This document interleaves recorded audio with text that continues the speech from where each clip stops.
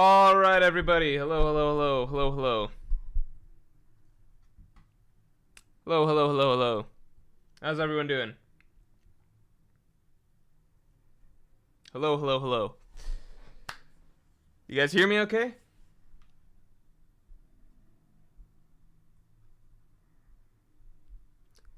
No, I am not. I am not late. I'm factually. I'm 3 minutes early. We're continuing my streak of being mostly on time as according to the schedule, right? Um, yeah. So, I think the streak is going well. K minus is technically early. I am technically early. I think I should be allowed at least one time change. No, because then I could cheat and I could just move it back like 2 hours, and then I've got such a broad window. I could be an hour and 30 minutes late. I don't know, but I think small steps, right? So I changed the time when I realized I wasn't gonna make the 7:15 EST start time, and then I changed the time again when I realized I wouldn't be able to make the 7:30 EST start time. And so we landed right now where we get the actual start time, and I'm slightly ahead of it. So I don't know. We're workshopping some things. We're getting there. We're getting there, right? Rome wasn't built in whatever. I've said this already. I don't. What's the phrase? Rome wasn't built in a day. Rome wasn't built in a day. Yeah, exactly. Rome wasn't built in a day. Beat Gamer 99 says, "Why not just schedule the stream time for 7:45? Because then I'd probably be showing up at 8:15, right? Just you got to think a little bit there, right? Okay. Yeah, let's get the stream likes up to 100. So we've got an interesting stream today because last chapter reignited Zoro Sanji arguments like I haven't seen in God knows how long. I think the Zoro Sanji slander, well, not slander, but just the vitriol being thrown around between the two sides is unlike any that has been, yeah, unlike anything I've seen since maybe like certain phases of Wano. I think during like the rooftop stuff where Zoro gets to be on the rooftop and then Sanji's with Black Maria, I think that really made a lot of people mean to Sanji. But then Robin comes out with her two wings of the Pirate King line, which hopefully most people took to heart, some people ignored. And then Zoro and Sanji taking on King and Queen. And then post Wano, I feel like as we left Wano, this phenomenon kind of happened where people began to downplay Queen a lot. Like if you listen to people's comments, it like during Wano itself, most people, at least from what my recollection was, most people are like, yeah, King and Queen, it seems fairly clear that Oda's kind of portraying them as two figures side by side. Everything from bounties, portrayal, them fighting, the way that, they're both fighting against Marco, they're both fighting side by side, they're kind of Kaido's right and left hand man. Everything seemed very parallel between King and Queen as far as I could tell throughout Wano. There was nothing that really indicated that Oda's trying to portray King as being like 5 tiers above Queen or something like that. But then as we left Wano, you started to hear more and more talk of people just being like, yeah, Queen... King's basically this god, and Queen's this bum, and they're not even close to the same. That's what you started hearing as we left further and further away from Wano. And I never really thought that was fair. So now we're at a point where the pendulum has swung back around, and finally Sanji's looking really good in a way that's clear that Sanji's fighting someone stronger than Zoro. So that's good. It keeps up a healthy sense of competition. But because the vitriol has gotten so high, and I'm sure the pendulum swings back again and forth and, so on and so forth. But because the vitriol has gotten so high, I figured, why don't we have a stream doing a bit of a retrospective? Zoro and Sanji, how would they do against Luffy's opponents? I think that would be fun. And here's the thing. Like all great stream ideas, this stream is not fully fleshed out. So, let's get the stream likes up to 100 real quick. Yeah, rooftops, Wano, the current memes are revenge. Yeah, if you're a Zoro fan, I think you just gotta eat all of the memes right now because Zoro fans are dicks to Sanji fans 95% of the time. Like, who remembers, like, how long have Sanji fans have to be here? Let me articulate for a second. How long have Sanji fans been hearing the number 4 jokes, huh? How long have Sanji fans been hearing that Jinbei's the new number 3, Sanji's number 4 on the crew, Sanji's kicked out of the monster trio? How long? Who's sick of that? Sage Zoro says Zoro's closer to Luffy than Sanji. That's its own debate, discussion. My take is all, and I've done videos on it in the past. I think the video that I did that really, like, my take has always been that where Zoro lies. My take has always been that Luffy is clearly above Sanji. That is always the constant. Like, clearly there's a gap there. And then Zoro, what Oda does with him is fairly nebulous, where sometimes Oda will portray Zoro closer to Luffy. Sometimes it's like Zoro's closer to Sanji. It just varies. I've done a full video breaking that down throughout the history of the series. That's a very consistent sort of pattern, where Zoro's this sort of gray area, where Oda can push him here, he can push him down. It varies from time to time. Obviously, during the Wano arc, Zoro was made to look really good at certain points with the rooftop stuff. He did look closer to Luffy there. If you're looking at it right now, or like even later in Wano, once Luffy was doing Gear 5th and stuff, it seemed like Zoro was probably closer to Sanji by the end of it, right? Like Sanji fighting King and Queen with Zoro, and Luffy fighting Kaido. And if you're looking at it right now, at this moment in time, you cannot argue that Zoro is being made to look closer to Luffy than to Sanji. At this moment in time, it looks like this is Luffy's up there. Zoro and Sanji are probably around the same. But again, I think it's nebulous. I think it's flexible. I think just as easily next arc or 2 arcs down the line, it could look like, holy shit, it's Luffy and Zoro. They're top tiers or something like that. I don't know. It's swapped around. That's the reality of it. I say the reality of it like that's just like my word is law. I mean, that's at least an observable trend throughout the series, right? I'll drop the video. I'll drop the video right now if people want to see it. Actually, no, it'll distract people from the stream.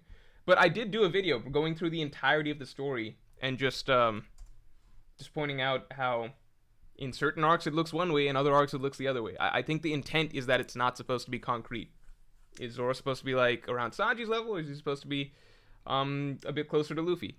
I think it's supposed to be up in the air a little bit. I think that's part of the fun of it. I think that's part of the fun of how Oda likes to write this whole monster trio dynamic. Batman for real, thanks for the 5. Let's go ahead and just put Lucci in the undefeatable column for Zoro and stop stalling and read Sakamoto Days. You guys want to guess what series I just started watching? Guess what series I just started watching. I feel like I pose this question to you guys every once in a while. Sleeping Danger, thanks. Is this a duo or a solo? Yeah, so we're going to figure that out together. There's a few different ways we can do this. I want to do it the way that's most fun. So I'll throw the poll to you guys how we want to do it exactly. But guess what series I just started watching? Do it on Excel or Paint. Those are the only 2 ways I know, Hidden Pandas. The only 2 ways I know. Wade Turner says Luffy is vastly stronger than Sanji and Zoro. I want to see everything that's... I would love to see... Okay, my take on it right now is there's no argument in this moment that you could say that Zoro and Sanji have feats that are close to Luffy this arc, right? However, I would love to see the extent of what Sanji can do against Kizaru, because maybe it's closer to what Luffy could do than we imagine. And second, I would love to see Zoro using Ashura, because the one instance that Zoro used Ashura, he was that instance of Zoro using Ashura is most certainly comparable to it scarred the most invincible character in the entire world, aside from I assume Imu. So Ashura Zoro is gonna be scary for literally any character in the world, right? Luffy opponent doesn't matter. Top tier doesn't matter. We already know this is confirmed. This is not controversial whatsoever. It's a fact. We saw it with Kaido. If he can do that to Kaido, he's a threat to any character in the world, right? So the question is, how long can Zoro do Ashura? Does he have any mastery over it? Can he pull it out on a whim? I don't know. So I want to see Ashura Zoro again. And Sanji, just based on how he's handled the initial Kizaru beam, I would love to see Sanji prove a lot of earlier assumptions, or at least a lot of the earlier slander from this arc wrong. And I wouldn't be surprised if Sanji does a lot better against Kizaru than people think, with his eyebrow flipped. I think one of the things with Sanji is that his transformation isn't as visually extreme as, say, like Luffy going Gear 5th or Zoro using Ashura. So it's easy to underestimate because it's just switching his eyebrow. But switching his eyebrow is pretty fucking huge. Like, it's a huge deal. Like, the change is fairly drastic, right? like just breaking a Kizaru beam just through sheer force, because he's not even really using, as far as we know, high level haki. Like he's using haki, but not like crazy high level haki, right? No, Fate. I've started watching the series Fate Unlimited Blade. I wanted to watch because one of my favorite things about One Piece is that the world is very it's a very, how do I say this? Like it's a fairly there's a lot to dig into in terms of material, right? As far as I understand the Fate series, like there's Unlimited Blade Works, and then there's some movies, and then there's Fate Zero. People speak very highly of Fate Zero. I want to get through these and just see what it's about. So far, because it's also a very, I like the idea of a like multi-part story. I'm assuming it's maybe something a little bit like JoJo's. I'm not sure, in that it spans multiple time periods. But also maybe a little bit like One Piece, and that there's like a lot of content and a rich world to delve into. I don't know. I'm making some assumptions here. So there's a prologue that I started watching. It's like Fate Unlimited Blade Works prologue. Yeah, I guess it's the first episode. I am very, very bored. So I hope that it picks up, because I don't know if I can stick with this. Again, like, I don't expect everything to be good right off the bat, but I'm not really loving it. Black Lightning, thanks for the 5. You know what's funny? If you pull the panels up, Zoro has the same injuries before the fight with Lucci started, so I don't know how people are saying he's struggling. Because he's not, because it's just been a while. Like, it's not even about injury. No, I don't think anybody's genuinely saying that he's going high diff or extreme diff with Lucci, right? Like, I don't think that people are saying that. I personally don't think that's the case. But I don't think you can say he's having an easy time, because, like, how much is Zoro injured? Like, okay, Lucci hasn't really injured Zoro. How much has Zoro injured Lucci? And if we're gonna be honest, Lucci was more injured than Zoro heading into this fight. You know who Lucci had to fight before this? A Yonko. A fucking Yonko. So you can't get, like, if anything, Lucci's, if anyone's, I don't think Lucci's handicapped. Like, I assume he healed overnight, because One Piece characters heal quickly. But you just know that if Zoro was coming into this fight all bandaged up like Lucci was, everyone would be saying Zoro's handicapped right now, Zoro's handicapped right now, Zoro's handicapped right now, right? He was injured. He was fighting a Yonko yesterday, right? So yeah, Zoro hasn't been injured, I guess, by Lucci, but I don't think we've really seen that Lucci's been at least severely injured by Zoro or anything significant, right? They both came in injured, and Lucci has him one-upped heavily in the injured bag pre-fight injury, because he had to fight fucking Luffy. He had to fight a Yonko. Yeah, and it's just, they've been fighting a while. Like, it's been a long-ass fight. OP Batman for real says, oh, people are saying it. Yeah, but like, I think people are saying it, but not, I don't think even the most diehard Zoro hater doesn't think this is actually like extreme diff for Zoro, just because we've seen what extreme diff for Zoro looks like, right? Like, it's I don't know. But I definitely would agree that it's not easy. He's not like Zoro versus Monet, was Zoro toying with Monet, and Zoro's like, I can just do whatever I want. I'm not going to finish her off because I'm sexist and she's a woman. That was basically Zoro's mentality, right? With Lucci, there's no such thing. Like, they've been fighting and fighting. Zoro's clearly exerting a lot of effort. He's clearly in a hurry, as he said. I don't know. I don't really know what to say. Like, it's not easy, right? It's not easy. Maybe next chapter he, like, turns on the jet. Maybe pulls out Ashura or Advanced Conquerors Haki, like a big Advanced Conquerors Haki move next chapter. That'd be cool to see. And he ends it.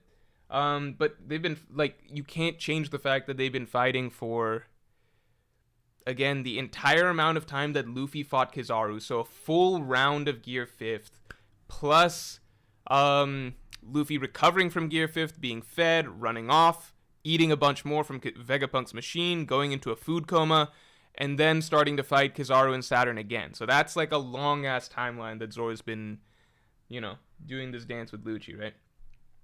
All right, let's get the stream likes up to 100. Irish Pint says Awakened Zoan recovery kind of their thing. What does that mean? Oh, you think that Zoro... you're right. Yeah, like Zoro might have been injuring Lucci a lot, and then Lucci's been getting better. Or Lucci recovered a lot from his fight with Luffy. Flip says King and Mr. One were extreme diffs. Yeah, like, we know what an extreme diff fight looks like. Yash says Awakened Zones heal extremely quickly. Zoro's an Awakened, so if he gets damaged, he can heal overnight. He cannot heal overnight, but Lucci can. That's true. But, I mean, we still saw Lucci come into the fight injured and bandaged up, so the indication is that he's not fully injured. I don't know about you guys, but once I'm healed, I tend to take off. I don't just go walking around wearing a cast and, like, bandages just for show. So we know that Lucci's not healed, but, Zoro was injured before the fight as well. All right. I don't know how long it's been, right? We don't know how long it's been. But it hasn't been a short time. I don't want to get into bandana shit. Rumbleweep, thanks for the, I don't know what currency this is. I'm kind of upset that Sanji's getting this much attention from Oda. From Whole Cake to Wano and now even in Egghead. As a Zoro fan, I'm sad. What? Are you serious? Sanji's normally fucking scrapping for morsels. Like, okay, in Whole Cake, Sanji got a lot of good character stuff, right? But I don't think even most diehard Sanji fan, like, if we're being honest, the thing from the biggest feat, battle-wise, that Sanji came away with from Whole Cake that people still talk about is the Jelly Bean moment. There's not really that much else that he did that people really go to the bank with, Sanji-wise, from Whole Cake, right? When Sanji finally turned it up against Queen, that was really satisfying for a lot of Sanji fans because it had been so, like, if you look at Zoro, like, he's getting to do stuff against Fujitora, then destroying Pika, then throughout Wano, he's getting plenty of fights against Hawkins in Act 1, takes out another Supernova killer later on, then Apu, then Kaido scarring, etc. So Sanji was really overdue in Wano, right? When he got the Queen fight. This, what we're getting right now, is more so what I feel like Sanji generally deserves, which is like, yeah, in a given arc, we shouldn't have to wait that long for Sanji to get good moments. You know what I mean? Like, moments that are putting him in the same light as the rest of the monster trio, right? Because, like, even just looking at earlier this arc, it was like, Zoro's getting to fight Kaku, then he and Luffy are going up against the Seraphim, but then Sanji got S-Shark, and that was really good, because, like, a lot of people were kind of complaining that Sanji didn't look so good when the entire the episode that just came out, where it's the Straw Hat Crew versus S-Shark. A lot of people, even when it came out in the manga, people were like, okay, Sanji didn't look he should have really been able to roll S-Shark over, right? And he could, it's just he had to switch the eyebrow later on, right? So, I don't think as a Zoro, like, if you're a Zoro fan, you get there's good moments for Zoro pretty much every single arc, battle-wise, right?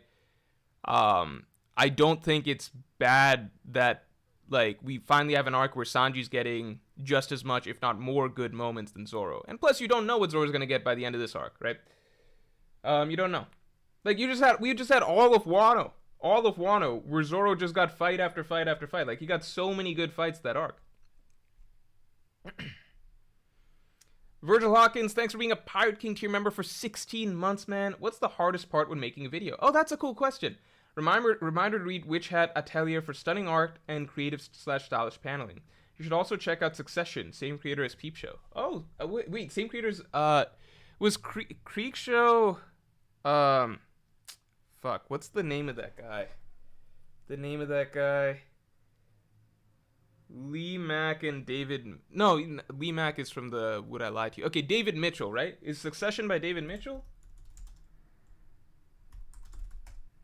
Is it by David Mitchell? Or did David Mitchell not make Peep Show?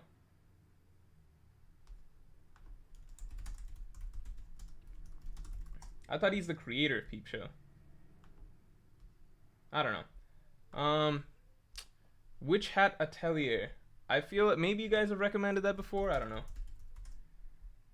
The hardest part of when making a video depends on the video, because the most tedious part, like the part that's least fun for me, is so the video is filled with images, right?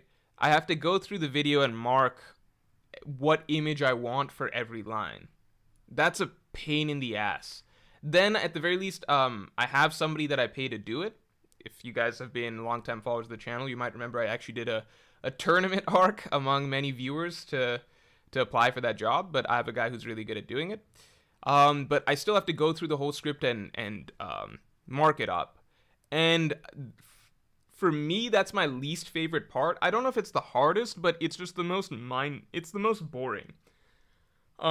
It's just very boring because it just like a given script is like 5 pages, 4 to 5 pages, single spaced in like Arial 5 or Arial 11 font. So that's a lot, right?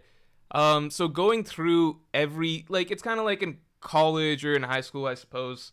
You have to annotate, like you have to do citations when you're making points or whatever. But imagine you have to do that for every single line, which is kind of the approach that I do. It just takes a while. So that's not fun for me. It's not the hardest because it doesn't take that long. Writing takes the longest. But usually I'm going to enjoy the writing. Like, I'm going to enjoy writing it out more. Writing will take the longest by far. Like, writing, I set aside a full day to write. But sometimes it'll take me 2 hours to annotate all the images. Sometimes it'll be closer to an hour. Sometimes it'll be closer to like 3 hours, depending on what it is. Like the Gear 5th Tension video that I just did, I wanted to be really clear with examples for that. So that took, even with having somebody that gets a lot of the images, I had to get a lot myself. So that took like close to probably at least 3 hours plus, maybe 3+ hours just giving out image instructions and then having to find some myself. And that shit's a pain in the ass. It's just really, really boring. Marco ST, thanks for being a Yonko tier member for 8 months. Zoro fights 80% of his fights injured. We kind of accept it. Doesn't really handicap him. Man's probably powers up when injured, LMAO. Yeah, I mean, like, at the very least, he takes a lot of damage over the course of fights, for sure. So if he's not injured before the fight, he ends up injured. Sway Evans, thanks for the 5. As a Zoro fan, hater, whether I believe it or not, I'm going to say extreme diff and will irrationally defend that point. It's up to them to ignore or react. Yeah, that's the thing. Like, I think a lot of people are not that not that serious when they're saying that it's extreme diff. But, you know.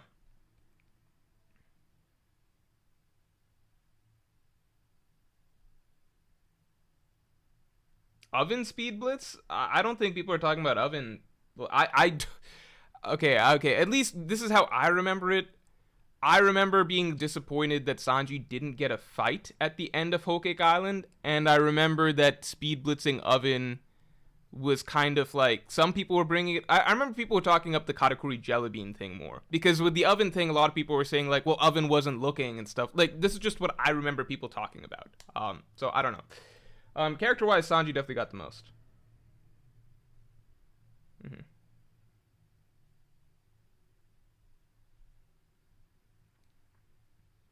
Marco Saint, thanks.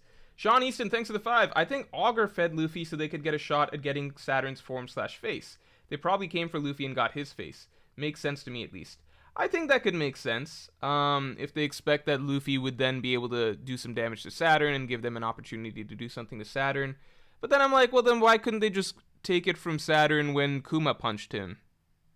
Maybe they didn't know Kuma was gonna I don't remember the timeline exactly when Luffy disappeared. Okay, I could see that happening. Yeah, I could see that making sense. I still like the idea that Kizaru secretly gave him the food, but we really need to see a bit more. EHB such Morj, what about the Wano review video? That's to be determined. To be determined. Because right now I'm super busy outside of YouTube-wise, so it's not happening in the next month, I'll say that. Pocket Monster, thanks for the 10. A lot of Zoro fans forget that he doesn't pull out the super strong stuff like Ashura and King of Hell, whatever that is, until near the end of the fight. He isn't one-shotting people kind of close to him. Yeah, I mean, I think we still gotta wait and see a little bit, like...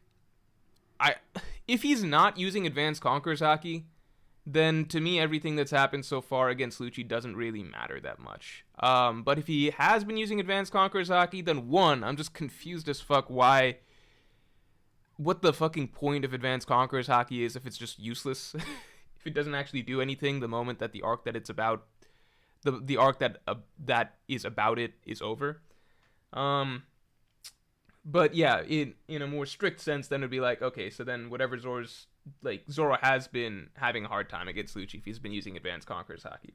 Black Lightning, thanks for the 5. We ain't seen Ashura all time skip till Kaido, and you think Lucci's about to get it from a post-Wano Zoro? Interesting. I don't know. Like, I don't know if Zoro's gonna pull it out against Lucci, but I would like to see it used more often in general. Um, I also want more. So, also part of my thought process is that Ashura is a product of Conqueror's Haki, right? I don't think Zoro could have used it on command earlier. I think anytime we've seen Ashura throughout the story, which is against, like, it's always been Zoro's. It's always been in it's been in one-off moments, and often when Zoro's kind of got his back against the wall, that's when Ashura tends to come out because it's a Conqueror's Haki thing. Zoro didn't even have Conqueror's Haki mastered when he was up against Kaido and pulled that Ashura. So to me, it's more like it's a sort of, my interpretation was that Ashura has always been more of a Zoro like being in the zone sort of a thing, and not something because like otherwise if he could, like, why didn't he use it against King? You know, to me, it's just like it's advanced conquer. It's like Kaido establishes that it's Conqueror's Haki based, right? Zoro does ultimately start using Conqueror's Haki against King, but not Ashura, because again, to me, Conqueror's Haki, it turned into this thing that Zoro's using in Ashura mode when he's in the zone. Against King, he mastered, it seemed like, being able to pull out Conqueror's Haki at will. Right? So to me now, my assumption is that, okay, if he can do that, then he should also be able to use Ashura more regularly now because he's got Conqueror's Haki down, right?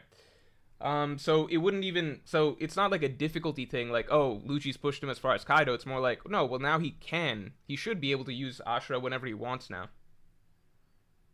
Scholar H says, I can't even tell if Luffy's using Advanced Conqueror's Haki. Yeah, I don't know.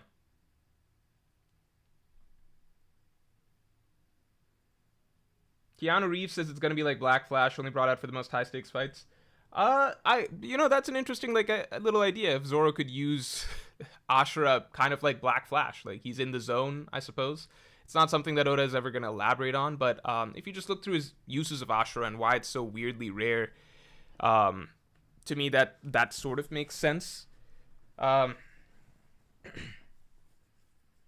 Ahmed Boost says we've seen it 3 times more. It's clearly a one-hit kill, not a form. Come on now. Yeah, I mean that's possible as well. The thing is that if it is like that and he doesn't have a form, then I really have difficulty seeing how Zoro fights Mihawk anytime soon. Because I think Zoro needs a major, like, to me, Zoro fighting Mihawk is believable if Zoro can use Ashura the entire time. Because we saw what one moment of Ashura permanently scars the quote-unquote world's strongest creature, right? So if that's one moment of Ashura against Kaido, then yeah, if Zoro can use Ashura consistently, it's totally believable that he can fight Mihawk. It would be believable that he can fight and be a strong challenge for anyone in the world, right? If it's just a one-off thing, then I don't really see how he's going to fight Mihawk anytime soon. And he has to fight him sometime soon. He would need some new other sort of power-up or some other new form. Because even whatever he beat King with, I can't really imagine, I don't know, like Mihawk? That still seems like a ways off. Especially if he's using Advanced Conquerors right now against Lucci. Wade Turner says, how many people think Sanji going to beat Kizaru? You can call me a Sanji hater, I guess. I don't imagine Sanji beating Kizaru. I don't think Zoro can solo Kizaru. I don't think either of them can solo an Admiral right now. That's why I like the idea that maybe they team up.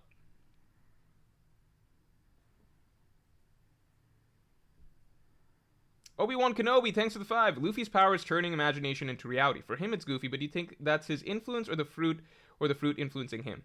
I think it's the fruit. Like, the fruit likes him because Luffy's naturally like that, and then I think that the fruit vibes with that aspect of his personality and just brings it out more because it's kind of a perfect fit between the fruit's personality and Luffy's personality, and then it brings out it meshes well with that side of Luffy's personality and bolsters it. This is all just assumptions because Oda hasn't really explained this too well. Okay, when does Sanji get an advanced form of Haki? Asked Terrell Oluwafemi. I don't know if Sanji's gonna get it because it's kind of like Oda circumvented that question by just making his exoskeleton, like his physical body, so strong.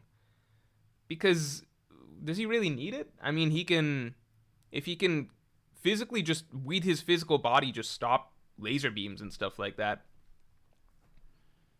I don't know, like the purpose of, like the purpose of Advanced Conquerors Hockey is to up your your physical attack force, right? Is that necessary if you've already got it through a different means, which is the exoskeleton? I don't know. What's the purpose of it? Because I don't know. I'm looking at Zoro right now, and he's got Advanced Conquerors Hockey. He's been fighting Lucci for God knows how many whatever. And then you look at Sanji, he has no Advanced Conquerors Hockey, and he's blocking Admiral's signature attacks. So what's the, like, why does Sanji need Advanced Conquerors Hockey? Okay. Nan says Zoro and Sanji teamed up can't beat Kizaru. Come on now. What? You think Zoro and Sanji teamed up can't beat Kizaru? No, come on now. Zoro and Sanji teamed up. I've got them, like, they can team. Come on.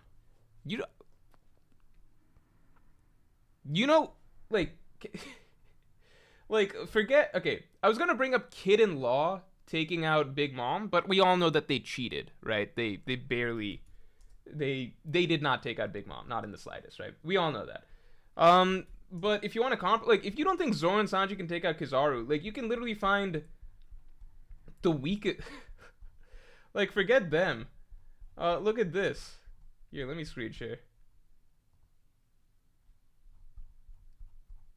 Like, fucking, where is this?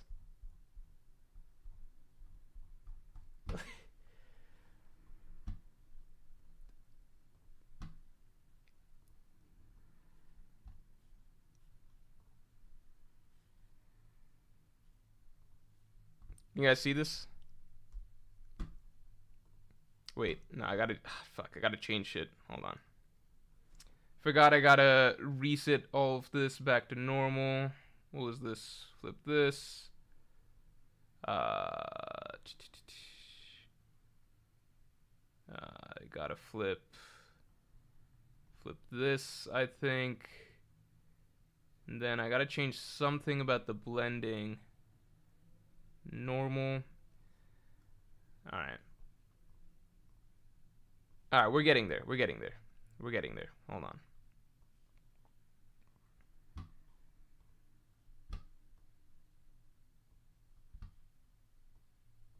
I think this mostly covers it. Yeah. Okay. Alright, and we're here. Look at this. Like, look at what just the fucking middle trio, like the non-monster trio Straw Hats were doing to Big Mom. Like a Yonko. Not here. Look, like, come on. They fucking ragdoll her. They toss her out of the entire arena. You don't, like, if they're, first of all, if Jinbei, Robin, and Frankie were able to casually dispose of Big Mom like this, you think that Zoro and Sanji wouldn't fuck her up? No, like, what the fuck? Like, like, come on. You think Zoro and Sanji would not fuck? You think that Jinbei and Robin and Frankie are doing better against Big Mom than Zoro and Sanji going all out with Ashra, Advanced Conquerors Hockey, Sanji's flipped eyebrow, Ifrit Janbei? No, come on. There's no question. They're definitely capable of taking Kizaru. I mean, even Kid and Bum, Kid and Law, the hockeyless wonders, were able to hold their own against Big Mom fairly well. Like, what the fuck is, like, come on. Zoro and Sanji against Kizaru, it's easy. Yeah, they just moved her because they don't actually have the damage output to damage her. But they can clearly toss her around. But you swap in Zoro instead, who, with one Ashra move, permanently scarred Kaido? Yeah, Big Mom's toast. Obviously, like I don't expect Jinbei and Robin and such to be actually, like, knocking out Big Mom. They don't have the firepower to do it. But they can clearly, like, handle her. They did. So Zoro and Sanji, it would be, like, this is, no question they'd be able to handle Big Mom. This isn't Big Mom slant. I don't understand why people call it Big Mom slant. Like, this is stuff that happened. This is not stuff that I'm making up. Like, oh, this is what, like, Frankie, Jinbei, and Robin would be able to casually dispose of her. This happened. This was an event in the story. This is what they were able to do. And it's not, like, they rolled her off the fucking island. And Onigashima is a giant-ass island. They rolled her all the way out of the skull. Think of it like, basically, like, if you're in the town square, they got her out of the town. It is a huge ass island. They sent her out of the battlefield. The next time she was seen, she was talking to Marco in a whole different location. Manny takes the 5. Would Zoro and Sanji actually happen for a full fight? They rarely team up for small instances like Long Ring, Longland, Wano, etc. They hate each other too much. That's why I think it'd be fucking awesome to see them team up against Kizaru.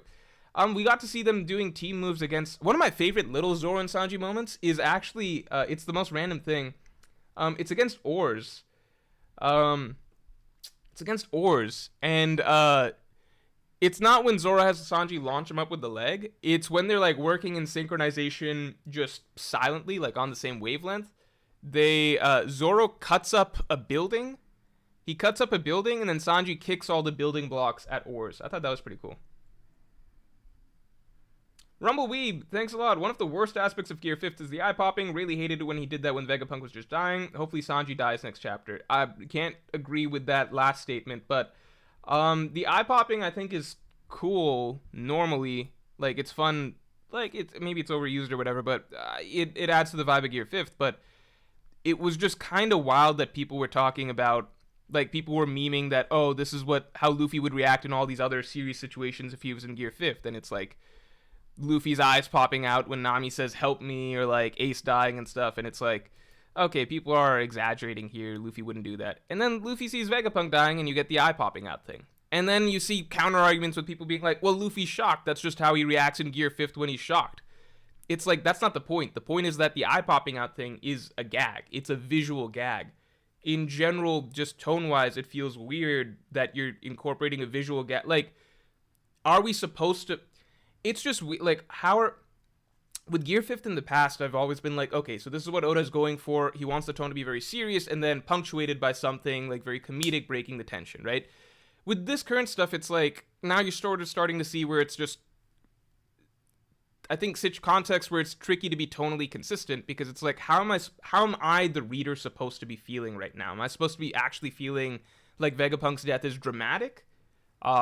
Is it supposed to feel heavy? Am I supposed to be feeling something here? Are you building up something? But then when you're having really Looney Tunes type gags incorporated, I feel like it's almost better not to show Luffy's reaction to Vegapunk if it's like, well, he's in Gear 5th, so I need to show his eyes popping out. I don't know, because it makes it seem less, like it makes me, like, it takes away from how much I'm supposed to be feeling about Vegapunk's potential death if the response to it being written for characters is a visual gag. And if the answer is just like, well, that's just how Gear 5th works, you can't turn that visual gag off, it's like, okay, then maybe keep it away from situations like that. I don't know, because it just doesn't, it creates a very mixed tone that is hard to place. Like, what is it supposed to be? What are we supposed to be feeling over the course of these scenes, right? When Luffy's getting serious against Saturn for a moment, like, am I supposed to feel really pumped up? Kind of like, is this like a Luffy Hachi moment, or like Luffy helping Nami, like all of these past moments? But then after that, Luffy's like laughing and floating in the air and kicking back, and I'm like, what's the feeling supposed to be right now? I don't know. Like, let's let the chapters play out and kind of get the scope for that. But that's kind of the question. JDevW, thanks for being a Pirate King tier member for 15 months. Yo, Morj, you just mentioned Would I Lie to You? You're a British panel show fan. Okay, so I became a Peep Show fan. I love Peep Show. I stopped watching after the whole wedding stuff. I went one more season, and then I kind of lost interest. But then, for whatever reason, YouTube started recommending me panel show clips of Would I Lie to You? I guess because I like David Mitchell. I only watched Would I Lie to You? I watched a little bit of Taskmaster because clips were recommended, but I find it really, really funny. And it's also just really interesting that you can tell, like, it's just kind of wild how much smaller, because Britain's a very low population country in comparison to America, but just the British celebrity sphere is so much smaller and tighter than ours, because it was just wild seeing, like, Would I Lie to You? And, like, obviously you're getting a lot of repeat guests, but then you're also seeing clips from, like, these other shows, like Taskmaster, or whatever that one that Jimmy Carr hosts or whatever. And it's so much overlap. It's like all the same people. It's like a smallish circle that are basically where the British celebrities, comedians, actors. It's just all the same people being mixed and matched. It's interesting. It was like like an insight into a little world. But Would I Lie to You, I really enjoyed. I feel like it's a show that the further I saw, I was kind of like, okay, it's kind of run its. It was really funny watching the clips of it. Some people are like that horse story. I forget what that was. That one guy, Bob, that old dude that keeps showing up, he's fucking hilarious. But at a certain point, you kind of it runs its course because like David Mitchell and Lee Mack, they know each other too well as to what are reasonable lies or not. But it's really funny, really funny. Anyway, Brownie Butt, thanks for being a Yonko tier member for 6 months. Mid and Law had to rely on explosives. How does Sanji and Zoro beat her without that? Well, the good news is that Zoro and Sanji. I feel like Zoro and Sanji are a good matchup for this because I don't know if Sanji. This is just me. Maybe Sanji proves me wrong. Like next chapter, I don't know. I'm just saying from what I have seen, I don't know if it's yet confirmed that Sanji has the necessary damage output. I don't know if it's confirmed. I think it's entirely possible. I would love to see it. If he has the necessary damage output to be dealing like heavy damage to Big Mom, I don't know. I think Zoro obviously can because he did it to Kaido. The only person to permanently scar Kaido in however long Kaido's been alive since Oden, like 20 years. Even Big Mom, by the way, did not scar him and they fought for like 3 days. So that's something to consider. Zoro's going to be able to damage Big Mom, no question, especially post-King fight because Zoro has Advanced Conqueror's Haki down. So I feel like it could work out something like Sanji being like, I think Sanji could definitely, like, his hits are going to do stuff. I don't think it's going to be enough to necessarily knock her out, but Sanji's got the speed down, so I think it could be like a really good combo, tag team combo, where Sanji's just able to blitz her a lot, kind of the way that Law and Kid needed each other for openings. Sanji can blitz her a lot. I think Sanji is faster than Kid or Law. And Zoro can hit her really hard because Zoro's got Advanced Conqueror's Haki, which is better than anything Kid or Law have. So yeah, if she struggled that much against Kid and Law, I think she's fucked against Zoro and Sanji, right? I mean, look, no, let's be real. If she struggled, like, if Jinbei and Robin and Frankie were able to so casually have their way with her, there was no question that Zoro and Sanji could. I think you would be absurd to argue, unless you're telling me right now that Jinbei and Robin scale above, like, if you genuinely think that Zoro and Sanji cannot do better than what Jinbei and Robin are doing right now, I think that's kind of insane. So yeah, I think there's no question that they could do that to Big Mom.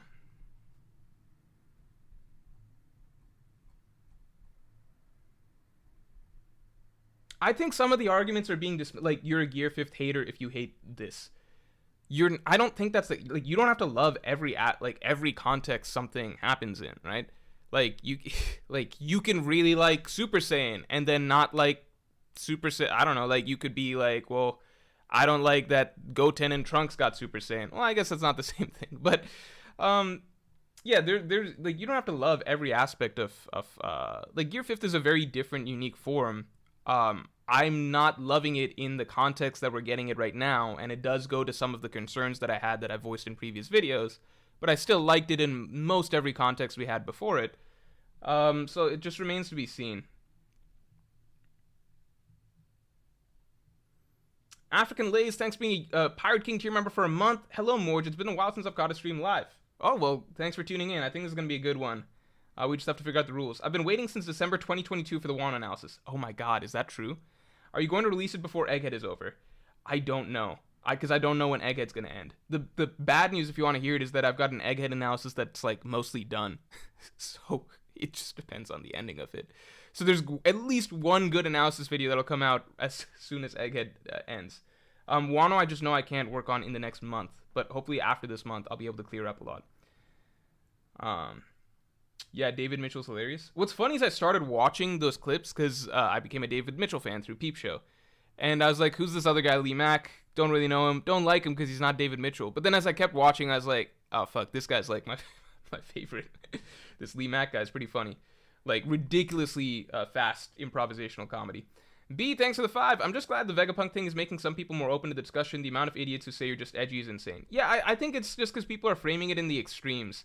Honestly, it says a lot about just how we are as a society, right? Like, people complain about the two-party system, right? Politics, how there's so much tension between Democrats, Republicans, things like that. It's just fucking natural. Like, people are... It's all or nothing. Like, people need to put other views or other stances into extremes and frame it as like, well, you're just... if you have any critique of Gear 5th, you're just an edgelord, like, 14-year-old, like, Super Saiyan fanboy or something like that. Or, like, go watch some cringe shonen thing. Like, I don't know. It's like... you can have in between. Like, you can... it doesn't have to be all or nothing, you know? There can be nuance to how you discuss whether something is good or bad for the story. And I don't like that people just go for ad hominem all the time. Like, as soon...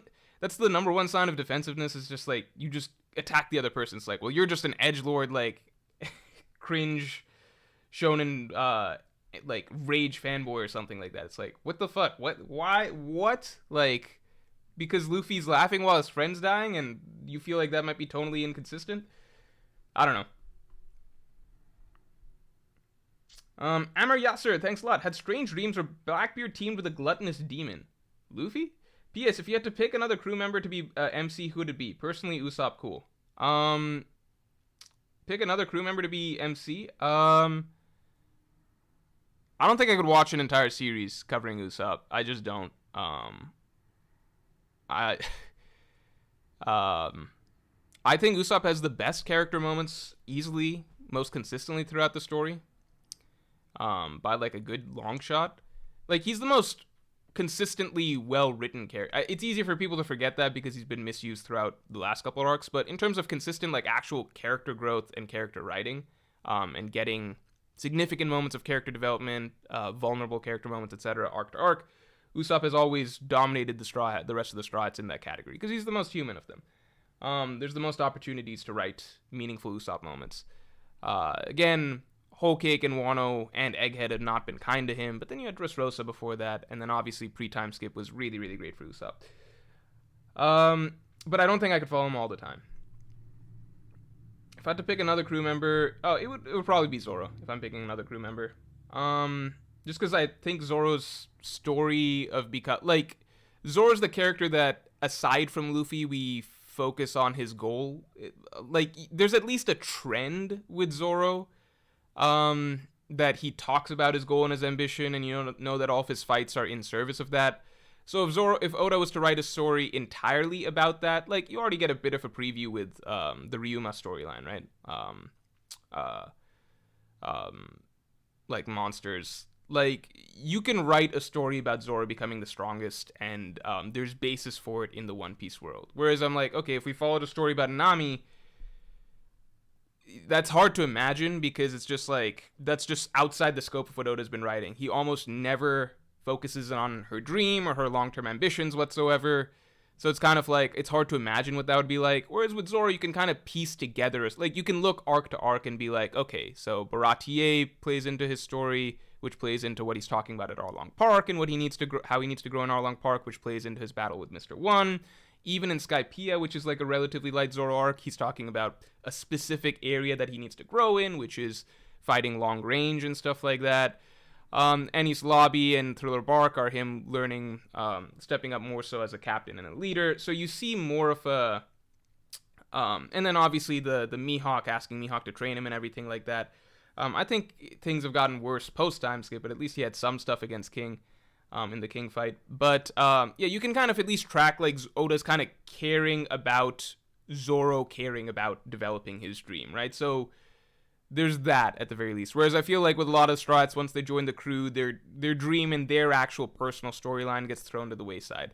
I'd say Usopp is the only one that trumps Zoro in this category, but I think I would just get sick of following a story with Usopp as the main character the entire time, because of the way his personality is. I love Usopp character moments in their small doses. I can't be following him as the main character the entire time. Ryan Eastman, thanks for the 2. Hey, Morj, what do you think happens at Elbaf? I mean, I've talked about this before, but I would love to see a Davy Back fight between, people are saying Robin, Sanji. I just don't know what Sanji's, like, it's not, Robin, Sanji, Frankie, they're examples of what I'm talking about, which is, like, Oda just doesn't write that much for their stories. Like, it's like there's just not much focus for their stories, like their goals, their ambitions. Like, what's Frankie's, like, how much have we really gotten to focus in on again, like Frankie's dream of his ship reaching the end of the Grand Line? And you could say that, well, it's just because it's happening automatically in the background. It's like, okay, cool. Robin, we do get to see her checking in on the poneglyphs, but that's always feels more like it's exposition for us rather than writing something. Like, I never feel like Robin's character is really getting to go through that much. It's just like, it's more like Robin's the character that's reporting back to us. Sanji, we don't really get mentions of the All Blue or his developing dream that much. Whole Cake was great for his story, and it's the most focused Straw Hat story that we've had for any individual Straw Hat since like pre-time skip. But that's not really focused on Sanji's long-term story as much as developing his character in one specific way, right? Zoro's the only one, and Usopp's the only one where their general long-term growth in terms of the direction that was set out for them at the beginning. So, like, you can actually see growth towards that dream that they're chasing towards, which means, like, to me, like, theoretically, Oda could piece together a long-term storyline for these characters. Because you already see a long-term sort of running storyline for these characters, where like, there just hasn't been as much focus for the others. But yeah, Elbaf, I think, Davy back fight against the red-haired pirates. John678, thanks for being a Pirate King tier member for 4 months. How strong do I think end of story Zoro and Sanji will be? Zoro needs to beat Mihawk in 1 to 2 islands and maybe one more power-up. They need to be extreme diffing admirals right now. Also, Zoro and Sanji buddy cop spin-off. I think together they should be able to beat an admiral right now. If together they can't beat an admiral right now, then yeah, how's Zoro gonna beat Mihawk? I think Sanji should be able to beat Admiral solo by the end of the story. I don't know how strong Zoro and Sanji are gonna be. It depends what your definition is. Do you think that do you think that I could see them both being Yonko level, like the broad term Yonko level by the end of the story? Let's say that. I could see them both being Yonko level by the end of the story. That's what I'll leave it at. Some people will argue that Zoro should be above that. He should be like Ryuma's level. No one knows what the fuck Ryuma's level is. I'm not going to get into that. Some people think Zoro's level should be stronger than Roger by the end, so above Pirate King. I'm not going to get into that. I'm going to leave it at Zoro and Sanji. I think they should both be like Yonko level by the end of it.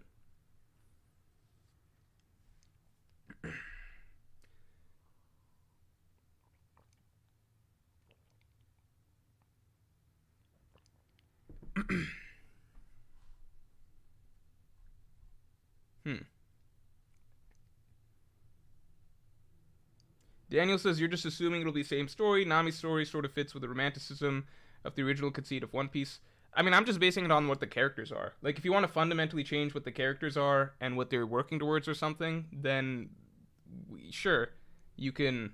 I could imagine a different story, but that's not the same thing. Like, I just don't know what.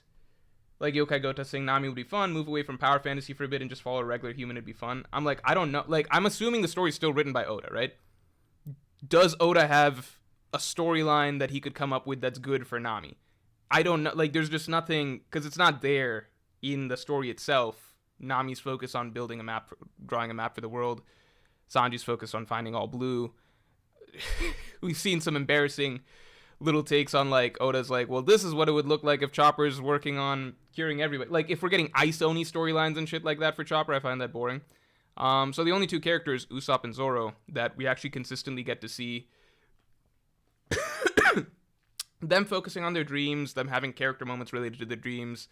We get to see the stepping stones of them pursuing their dreams. They're the only two characters that get those sort of storylines, like, consistently over the course of the story.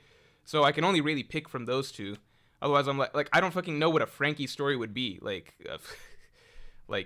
how would Oda write that? Frankie building ships to cross the world? Like, I don't know what that means. It's hard for me to imagine him, like, what's the story that we get there, right? Whereas with the other two, it's like, do you want a story about this normal guy who ends up becoming, like, one of the greatest warriors of the sea? Yeah, I could like that. I could roll with that. That's a story. I see, like, the type of storylines we get with Usopp. Do you want to follow the story of, like, this swordsman from East Blue fighting all these swordsmen to become the world's strongest swordsman? Yeah, that's a interesting sword story based on the fights that we've been getting for Zoro so far. there's things I can base off to be like, yeah, these are stories that I'd be down to follow. The others, not so much. It's just the reality is that the focus isn't there. But again, I don't think I could follow Usopp 24/7. So my answer is Zoro. Dr. Doom, thanks for the 5. Do you think Big Mom was nerfed in the Kid/Law fight? I think she showed way better feats on the rooftop. Big Mom on the rooftop was a menace, actually, because she actually took no damage on the rooftop whatsoever. To be fair, Kaido was the main focus, but there were also moments where she was just going off. Like, there was a moment that Big Mom had basically a 4-man... Like, she took down 4 of the supernovas at the same time with 1 lightning attack. Luffy was the only one able to tank it because he's Luffy, he's immune.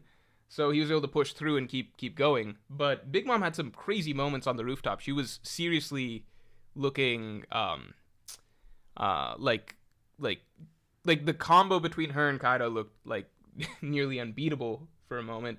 And she looked more untouchable on the rooftop. I think the rooftop was the last time that she looked really, really good. And it kind of made up for being embarrassed right here. And not just being embarrassed right here, but then right after this, she goes up against Marco. And against, against Marco, like, no offense to Marco, Marco's very strong, but it's just, like, against Marco, she's, like, she has no way to deal with him, she basically says, like, I can't really put you down, like, I have to leave. I'm sure if Big Mom put in enough effort, she could put down Marco, but it's just not a great look when you're a Yonko, and then this first mate shows up, and you're like, I don't know what to do with you, man. I'm leaving. Again, I'm sure if she really pulled out all the punches with Advanced Conqueror's Haki, she could do stuff. But, like, yeah, was she nerfed in the Kid and Law fight? It's possible.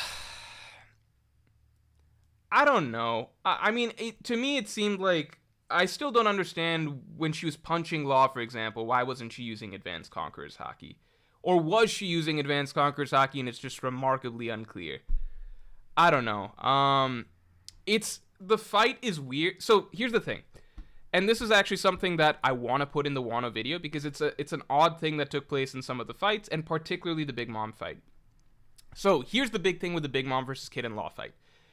What you will find in the Big Mom and Kid and Law fight is that the pattern was basically this. So we would cut to the fight, and it's evident that Big Mom has been fucking them up, right? They seem injured, they're on the back foot or something like that, and then they'll pull out a new move. So we cut over to them, they're getting fucked up, and then we get this little flashback, Law asking Kid, like, hey, do you have Awakening?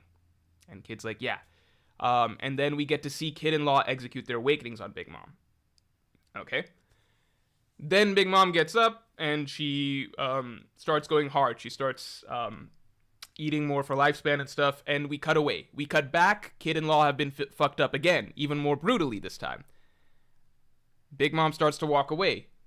And then they start, like, doing their final assault. They pull out all the stops, their best Awakening moves, etc., and they get her down. Then she's about to get back up, but they send her back down in the explosives and stuff like that. But the little pattern that you notice in the fight is that all the times that Big Mom is winning the fight are off-screened.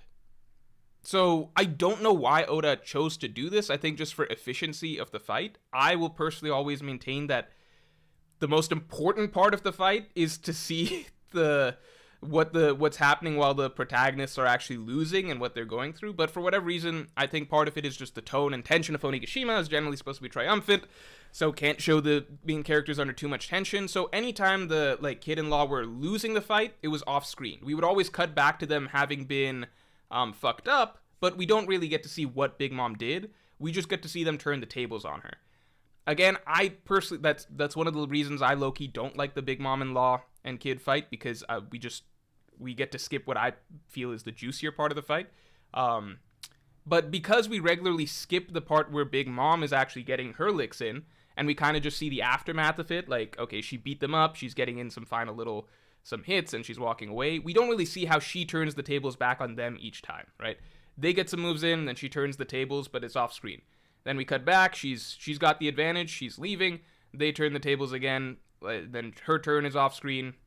We only really get to see what Kid and Law are doing for her. We get to see glimpses of what she does to them. Like we saw off the top, we got to see her use Elbaf Cannon against Kid one time, before Law gets her with his Awakening and kind of turns the tables. But for the most part, we don't really get to see Big Mom getting her like we don't see her in the advantage state as you would see in like as you would say in fighting games that much. So what she was doing during that time, we don't really know. We know that she gets the upper hand on them multiple times, but we don't get to see the events that cause it to happen too much, which is why it's hard to say. Sleeping Danger says you could swap all blue and One Piece to have Sanji as MC. But that's not, we don't really, like, it's a different, like, with Luffy and his drive to find One Piece, that's something that's really built into his character that he talks about, that he's focused on, and we can kind of see his emotional connection to it, etc., consistently throughout the story. Sanji talks about all blue, it doesn't matter what he's talking about, it could be all blue or One Piece, he talks about it once, but then for the rest of the story, that's not really, we don't really see that drive in him that often. So for me, it's just like, well, you'd be rewriting Sanji into a totally different character. You'd just be like, well, what if we just write Sanji like Luffy? Okay, but then I'm basically following a different version. Like, that's not the Sanji I know. You know what I mean? I'm taking the characters as they are, who would be most interesting to follow a story of. For me, Sanji's relatively... There's just not a lot to dig into because he doesn't show that much, like... What would his journey to finding the, like, what would a really, Luffy-like Sanji look like? I don't know, that's just a different character at that point, right? Like, because he just doesn't talk about the All Blue or pursuing that dream or his romantic fantasies about that much, outside of just Baratier, pretty much. So, a full story about him, like, what's an adventuring, journeying Sanji who's, like, thrown everything else to the wind and is, like, going off chasing his dreams and like has a Luffy-like mentality. It's just a different Sanji. Not really like, you get what I'm saying? Like, I'm talking about just take the characters as they are. Well, as they are, most of them haven't given that much material, I think, to be like, well, I would love to just see you follow your dream that much, because most of them don't fucking talk about it that much, their actual personal desires. Not really an ostrich, thanks for the 5. Morj, is Jinbei gonna have a stop fooling around moment with Zoro? I don't know, man. I don't know.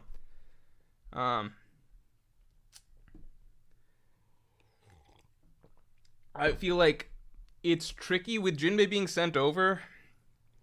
There's a possibility that Jinbei ends up taking the Lucci fight off Zoro's hands. I don't think that would be a good look, just because, again, that's just embarrassing at that point. That just means that all of Lucci's trash talk to Zoro about him being dead weight was in fact accurate. Jinbei had to come save him. If Jinbei shows up and tells Zoro to stop fooling around, I guess that works. I'm also kind of like, why was Jinbei sent over then? What's the point of Jinbei being sent over? I do have a small feeling that it's possible we might see a fight swap. A small feeling. Because I'm just like, well then why is Jinbei being sent over? I don't know. Yeah, why is Jinbei being sent? I guess because he's the only one that they would trust to not die if he gets involved in a Zoro Lucci fight. Obviously because Luffy and Sanji are occupied elsewhere. I don't know. Anthony Rogers, thanks for the 2. What is the top 5 weirdest designs you like in One Piece? Oh, that's a cool question. Top 5 weirdest designs. I mean, what's weird? Like, what's weird? I like Baron Tamago. I like the hotel owner at Loketown whose head is shaped like a building. And it actually has, like, windows in it. I like Senor Pink. Maybe that's more because of the backstory. Senor Pink. Shit, this is hard. Senor Pink. Does Doflamingo count as a weird design? I feel like he counts as a weird design.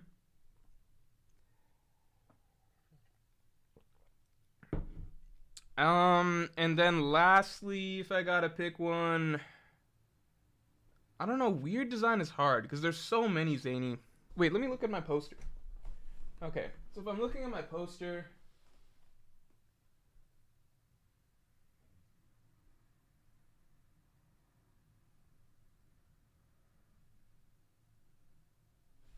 I like Karoo.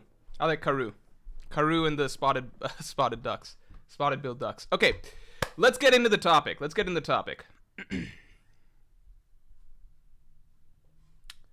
Okay, so the first question.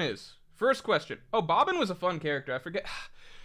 You guys don't remember. I don't know who was around in the One Piece community way back when, but there was so much.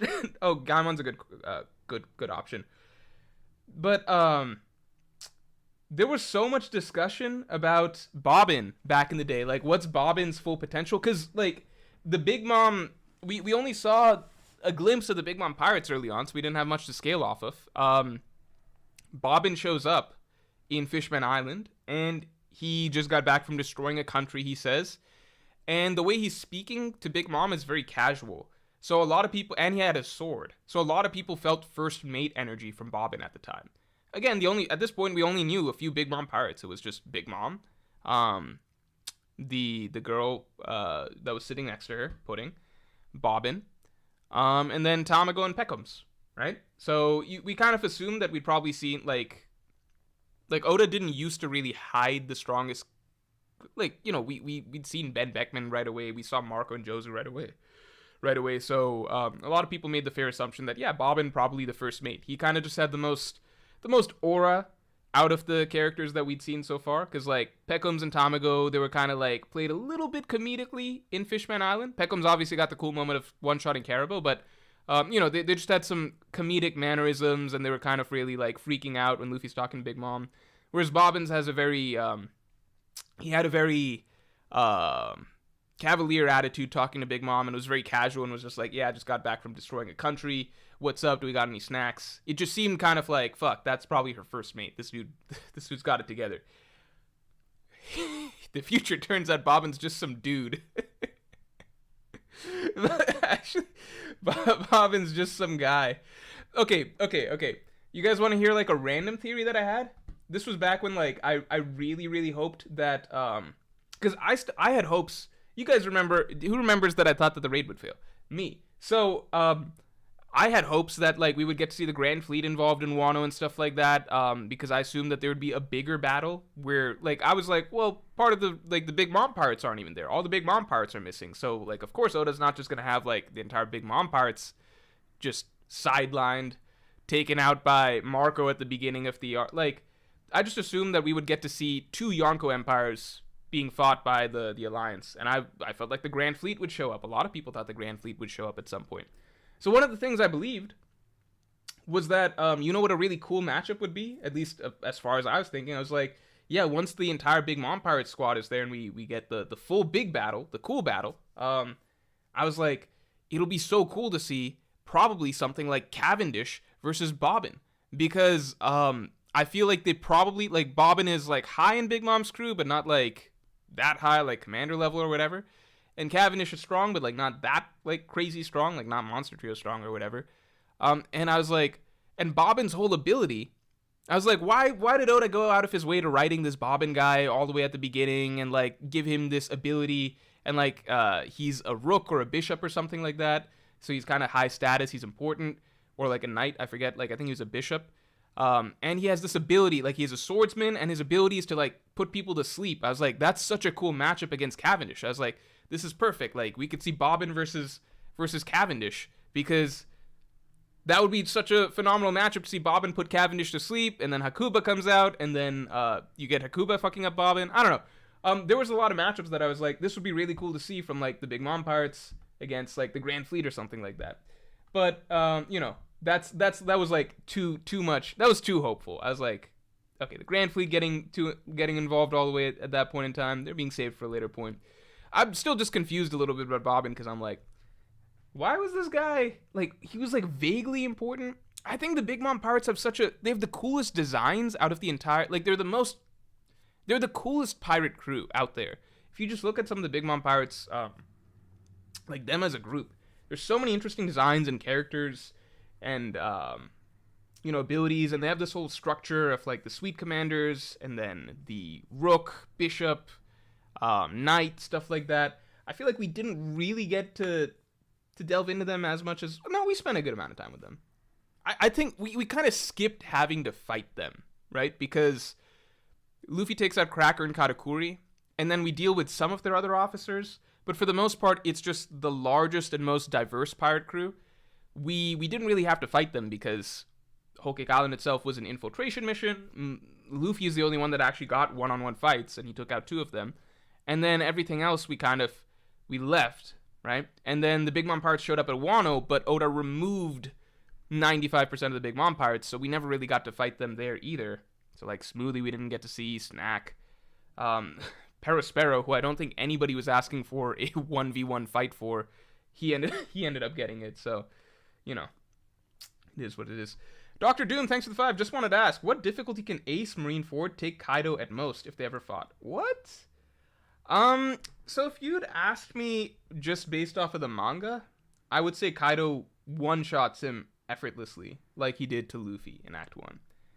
But if you look at the Ace novels, and again, I'm mixed on how canon they are. I really loved reading the Ace manga, which I did on stream. It's actually one of my favorite streams I've ever done. I really, really loved doing that one.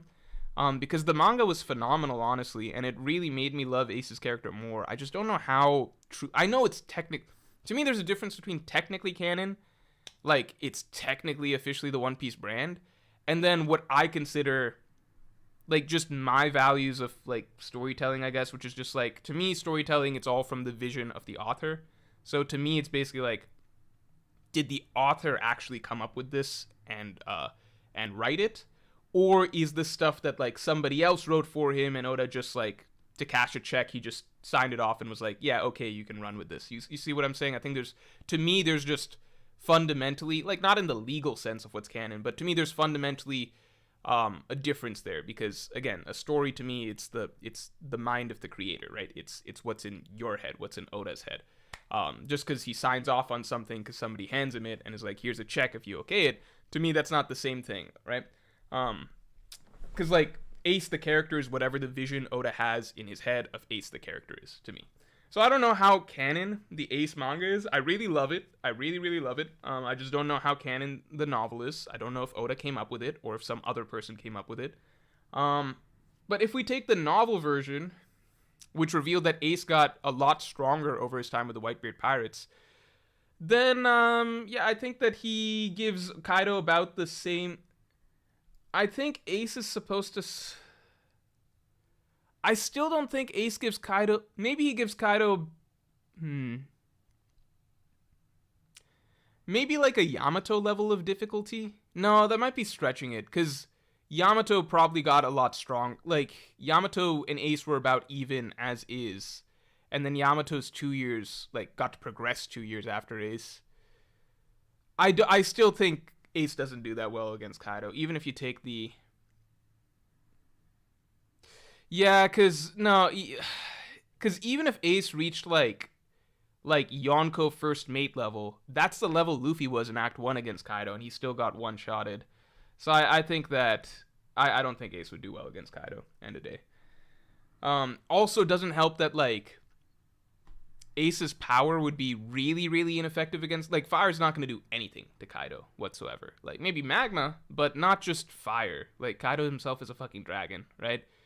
So fire's almost negligible against Kaido, I think. So it's just Ace's fisticuffs practically is what it comes down to, and he'd get fucked up. Marco Cadillo, thanks for the 5. I think there will be a fight swap. Will allow Zoro to go deal with Kizaru, and we'll see Zoro and Sanji versus Kizaru, allowing Luffy to face Saturn 1v1. I mean, I've been saying for a bit that I think that, yeah,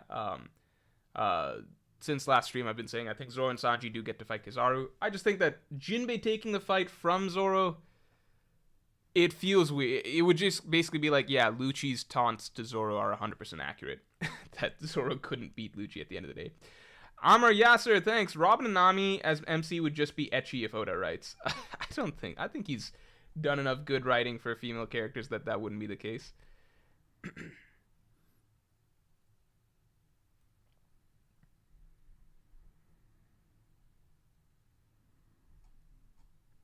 Manny, thanks for the 5. Do you think the Strahds could take on the Seraphim versions of themselves? Ooh, that's a tough question. I think most of them can't. I think only the Monster Trio can. Because the question is, can a Straw Hat, like, which Strahds can take out Lunarians, basically?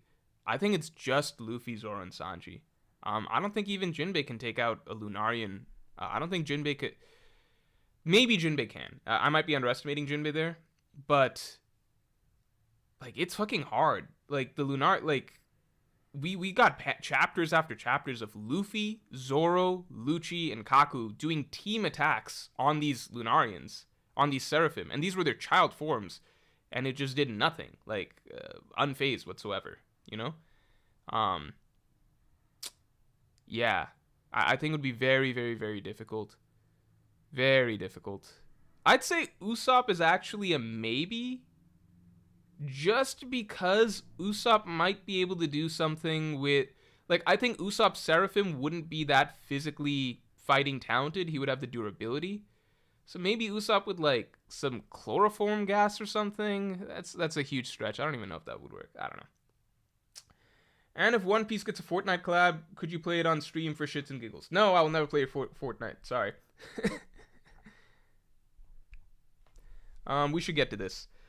Shonen Academia, thanks a lot. Wano Analysis, you're on Fraud Watch at this point. Keep me on Fraud Watch for at least another month. It's not happening for at least another month, but it will happen. Meek, thanks for the 5. If you place the Straw Hat Pirates with each of the other Yonko and their whole crews, would they fare better in the Egghead Barricade? With each of the... Oh, I see what you're saying. I mean, I don't think the Straw Hats are faring poorly. Because it's like the vice admirals and stuff turned out to not be a factor. They all got sent back to the ships. So it's not like you're really measuring... Maybe the Straw Hats have to do something to deal with him, but it seems like the giant pirates are doing that. No, I think the other Yonko would do worse. I think... Okay, so... The other Yonko don't have a time limit like Luffy does with Gear 5th. But,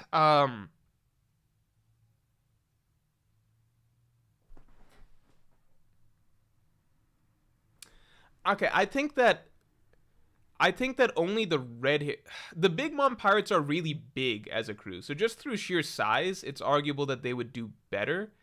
No, but I think Zoro and Sanji are just stronger than most Yonko first and second commanders, is the thing. And I think that that's the difference maker to me. On the other hand, I think Shanks and the red-haired pirates might be the exception there. And I think Shanks would be able to deal with Saturn or Kizaru more efficiently than Luffy. Because Luffy does fuck around, and Luffy does have time limits and stuff. That's my vague answer. Okay. Let's move it along. English 1D1 says, Morj, I feel like you underestimate Jinbei fairly frequently, lol. Old man's strength as One Piece is very well known to be real, and he's been shown to be somewhat confident against loads of top-tier opponents. It's possible I underestimate Jinbei, but I also just don't know, like, how is he going to damage a Lunarian? If he can show something like that, like, it is very... I don't think I'm pulling bad evidence here. I mean, you're talking about Luffy, Zoro, Lucci, all of these characters get, like, they took a lot of attempts damaging these Seraphim, and they couldn't. I think if we want to be generous, we can assume Advanced Conqueror's Haki does the trick. I mean, Zoro versus King implied that it would. But Jinbei doesn't have that. So I don't know... You know, I mean, Luffy's even talking. He's like, what are you, Kaido? He's, at least, maybe it's hyperbole, but he's implying that their durability is at least somewhat similar to some character like Kaido, right? I don't think Jinbei's damaging Kaido. Jinbei gave his best punch against a shriveled up, like, starving Big Mom, and it was impressive that he could push her back and push her off the ship. Like, that's good. But there's a big gap between that and actually, like, dealing damage to someone, like, if she was, like, to dealing damage, like legitimate, like, knock you out type of damage to someone like Kaido or a Lunarian. You get what I'm saying? Like, Jinbei always has good moments where he can hold his own, but that's not what we're asking here. We're saying, like, if someone with with Seraphim level, like, Lunarian level, Kaido level durability Jinbei's up against them, what is he gonna do? I don't know. Can he knock them out? I don't know. Like, the most impressive thing he's done is pushing Big Mom when she was starving and shriveled off of the ship. That's a far cry from being able to knock out a Seraphim, you know? Because no one's been able to do it so far. Characters that are much stronger attack-wise than Jinbei. Ethereal449, thanks for the 5. Do you think old Whitebeard beats any of the other Yonko? Shanks, Big Mom, Kaido, the ones who were emperors at the time he was.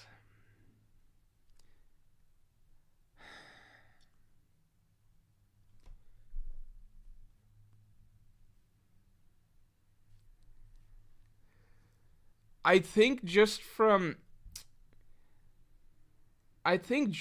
sheer, okay, I think that in pure attack force, yeah, I think he's got a good shot. Like, Whitebeard was fucking shit up, and he's got the Gura Gura no Mi, right? And he could still use Advanced Conqueror's Haki because he split the sky with Shanks. By the time of Marineford, after he took lots of damage from like surprise attacks and stuff like that, he struggled with using Conqueror's Haki.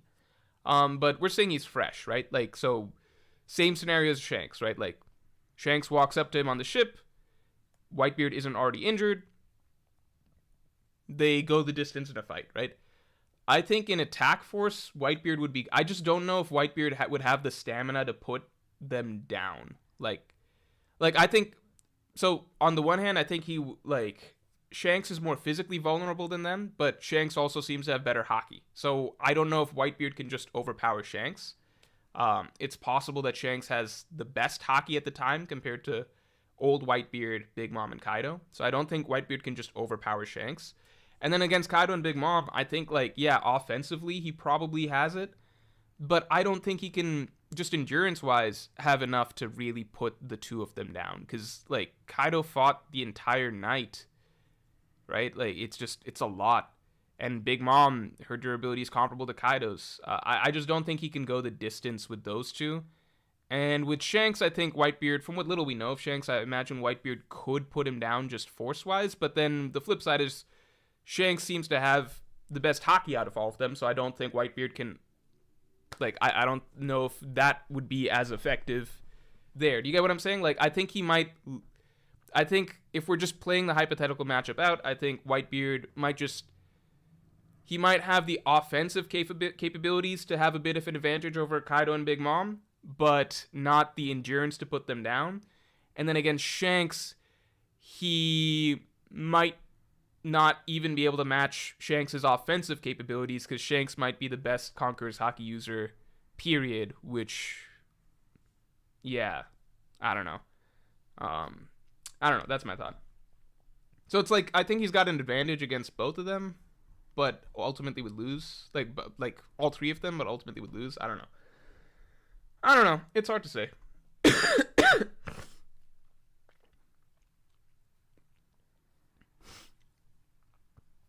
Ethereal 9449. No, we covered this.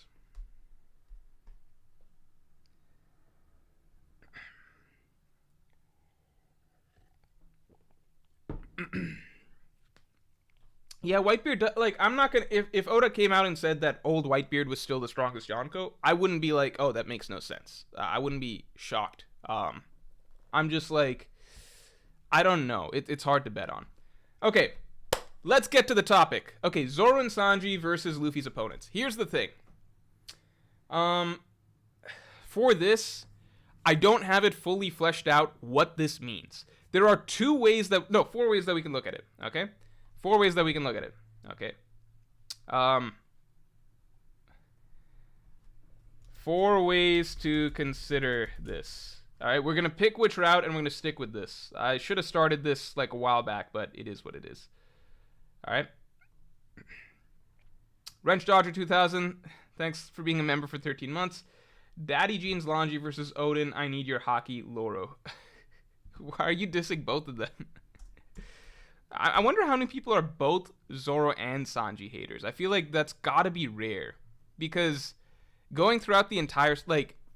I could understand if you're maybe you just really like Kid and Law, or Law and Kid or something. But they show up in the story so late. I feel like if you get 400, 500 chapters into One Piece, you have to at least like either Zoro or Sanji to some degree, right? I don't think you can be a hater of both of them. That's going to be difficult to get through. Maybe you just like Luffy out of the Monster Trio? I don't know. Manny, thanks for the 5. If you think Zoro and Sanji could take down Kizaru, could they take down Akainu, Kuzan, Green Bull, or Fujitora? Akainu's the only one I'm going to say maybe. I think they've got a very good shot at Kuzan, very good shot at Green Bull, very good shot at Fujitora. You know what? I might be basing a lot of this just off of how Big Mom was handled by multiple groups. If Big Mom was just handled, I'm never gonna forget what Jinbei and Robin and Frankie did to Big Mom. That's the thing. So I'm like, if Oda wrote that in, why couldn't Zoro and Sanji fuck up characters of her level or arguably below, you know? And I'm just like, Kid and Law, these two characters who, like, no one ever taught them hockey. They never learned. They barely know what it is. Yeah, why can't Zoro and Sanji do what they did? Although they got the TNT buff is the thing. They got the TNT buff. And the thing is that Law is the ultimate support character. So it's a little different. But Sanji's really fast. I feel like Sanji and Zoro, it's like a really good combo. Like Sanji can blitz, probably. I don't know. Maybe I'm being too optimistic with them. Maybe they can't beat Kizaru. I feel like here's my thing. Like, where Luffy's at right now, it feels right? Luffy, if you put an admiral like Kizaru in front of him, and Luffy's in gear 5th, we're confident that Luffy can handle the situation, right? That's at least what we saw. If you want to argue, like, well, Kizaru, like, if you want to argue the details, like, I don't know, you can argue the details, like, oh, Luffy ran out of his time limit, Kizaru wasn't really knocked out, etc. You can argue it, but then you could also argue, like, well, Luffy didn't do everything he can do, you know? Kizaru didn't use Awakening either. I mean, Advanced Conquerors. Like, but at the very least, where Luffy's at right now, it feels right? Like, the general idea is that if you put an Admiral or top tier in front of him, Luffy's, like, he's gonna give anybody he's in front of a good fight, right? And we've only got a few arcs to go before he's got to get to Roger's level and beyond, right? That's believable. With Zoro and Sanji, it's like, if Zoro and Sanji together right now cannot handle an Admiral, then how is Zoro beating Mihawk before the end of the story? And Mihawk might not even be the last opponent that Zoro has. It might be Venus Juro or something, or someone with like a broken-ass devil fruit afterwards. How is Zoro gonna be the world's strongest swordsman? Sanji, we technically don't have like a hard factual knowledge of where his final point in strength ends up with. Zoro, we know it's at least world's strongest swordsman, right? And we can imagine Sanji's in the ballpark, like not too far off. Some might say even very close, right? Like, yeah, at the very least, like, they're going to be in that same floating cloud tier, whatever you want to say, right? So how are they going to get there if they can't even, like, combine do it right now? We're in the last storyline. We're in the final saga. So, I don't know. I think it'd be very strange if Luffy's fighting Saturn and then Zoro and Sanji team up to fight Kizaru, and then Luffy beats Saturn and Kizaru beats Zoro and Sanji. I don't know. Maybe I'm overestimating them. Okay. And the other thing I'll say is that, like, we already did the stream where it was determined that I can defeat the Admirals, at least most of them. So if I can defeat the Admirals, you would think that at least Zoro and Sanji should be able to do it, right? Like, we did the stream a couple streams back. So, Tala, thanks for being a Yonko tier member for 9 months. Zero evidence that Jinbei can perceive Sanji, and S-Shark's FMK didn't even work on Sanji. Jinbei is marginally stronger than Frankie, way weaker than Sanji. I don't know when we started comparing Jinbei and Sanji. I don't think that even became a discussion. I've never been, like, a monster quattro person, like a or a Zoro, Sanji, Jinbei is the new monster trio person. I don't think I've ever just suggested that. Yeah, I don't think that Jinbei's really, like, I don't think he's, like, I think Jinbei's, you know, he's strong. Is he closer to Frankie than Sanji? This Kizaru fight will tell me. But I still just don't think, I don't put, like, I still will always think of it as, like, monster trio. Then you drop down a bit, then you got, like, Jinbei, Frankie, Robin, Brook, and so on. And I kind of just view it as, like, 3 are above, and then everybody else, there's, like, just a list going down. And then Jinbei is, like, the closest of that list, right? You can debate the gaps however you want to debate the gaps. I think Sanji's closer to Zoro than Sanji is to Jinbei. I'll say that. Gold changed his name, thanks to the 2. Just give Zoro a new sword to buff him up 5 tiers. If that's the answer, I'm gonna be very fucking sad. I'm gonna be sad. Yeah, the bounty is a big deal. Because Oda doesn't fuck around with the, like, I mean, Robin had a bounty, but we know that why Robin's bounty was so high. I don't know. Like, bounty doesn't equal strength, but the fact that, like, it in a soft way for certain, like, Jinbei's not like some maniacal psychopathic character that's like done a bunch of crimes or anything like that, right? His bounty is largely just based on strength, because Jinbei's bounty after he quit the Shichibukai was like 400 something, and then after the events of Wano, then it jumped up to 1 billion. Jinbei hasn't really done anything new in terms of crimes. So the world government is giving him it's a strength-based bounty for the most part, so it is fairly impressive. Again, it's not like Jinbei's stronger than Katakuri or something because they have the same bounty. I'm just saying that, like, there's some level of, like, if Jinbei's bounty Oda's putting it at 1 billion, then maybe Jinbei is supposed to be considered closer to the Straw Hat Monster Trio than necessarily to Frankie. But I'm still not considering him as, like, part of the Monster Trio necessarily. Maybe, I don't know, it's tricky. Let's see how Jinbei is treated over the course of Egghead Island, because I might have to eat my words on that, because I do agree that I think I probably underestimate Jinbei quite a bit, because if we get a scenario where, like, Zoro hands Lucci off to Jinbei, and then Jinbei's finishing off Lucci, that will be impressive, right? I think that'll be impressive. Okay. 4 ways to consider this, alright? We should have started this stream a bit ago. I hope I can finish this one out. Okay. Either we do go through each arc and debate if Zoro and or Sanji can beat Luffy's opponent at the time of that arc, right? So it would be like we go to Arlong Park and debate if Zoro could have beaten Arlong, could Sanji have beaten Arlong, stuff like that, right? At that point in time. 2 is go through this one's dumber and debate if Zoro and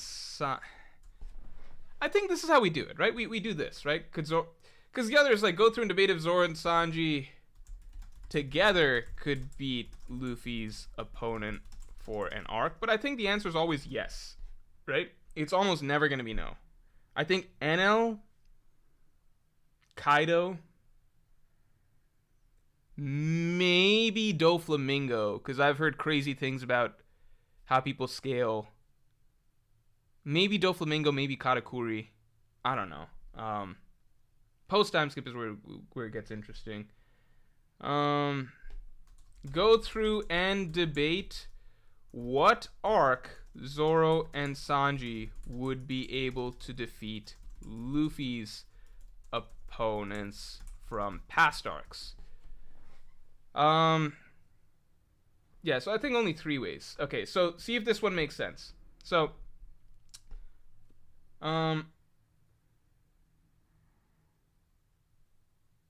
see if they can. Jinbei should be first commander level. Jinbei's not first commander level. In fact, there was a moment, people forget this, but like even in Whole Cake Island, the first commander level, like Oda gave him who's who. Again, Jinbei took care of who's who pretty handily, but not like a first commander would have massacred who's who, you know? Like it would have been 2 panels. Simple comparison is in Whole Cake Island, there was a moment where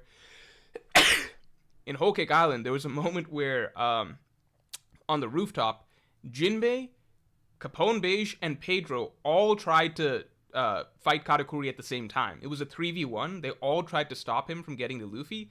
Katakuri breezed the fuck past, like, it was effortless. He breezed past them, no problem, and got to Luffy right away. Like, to me, that was just Oda demonstrating that there is a bit of a gap, right? Like, Jinbei's not first mate level. And even when Luffy went to fight Katakuri, Jinbei was kind of speaking in a tone as though, like, yeah, I don't know if any of us, like, Katakuri's not really someone that can, like, we're not beating that guy, you know? Silence is option 1 is a subset of option 3. Yeah, so we could just do it as, like, can they, yeah, that's true. We could just do it this way. So we could do it 2 ways. Let's do 2 ways. 2 ways to consider this. I'll delete this one. 1, 2. DM Fuerte says Jinbei could have beat King or Queen. How, man? I don't get, like, how's he beating King or Queen?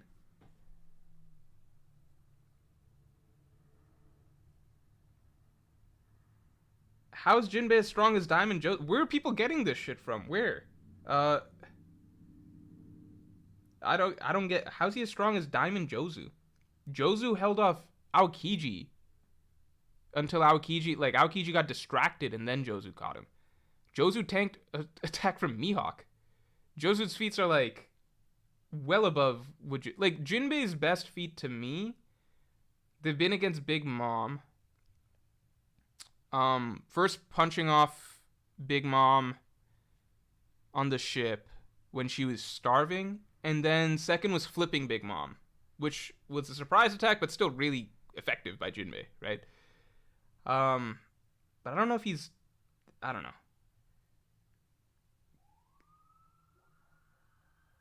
Okay, we're just gonna leave this alone.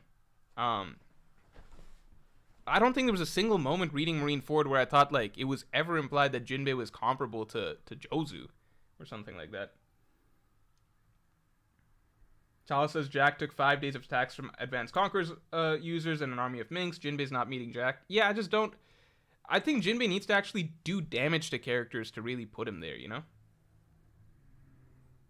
K-Nerb says Queen shoots 1 laser and Jinbei's defeated. Yeah, I also don't think Jinbei's shown to be very fast. I'm not saying Jinbei would lose to 1 laser, but I don't know. I mean, I think Jinbei scales probably to... to me, he's like...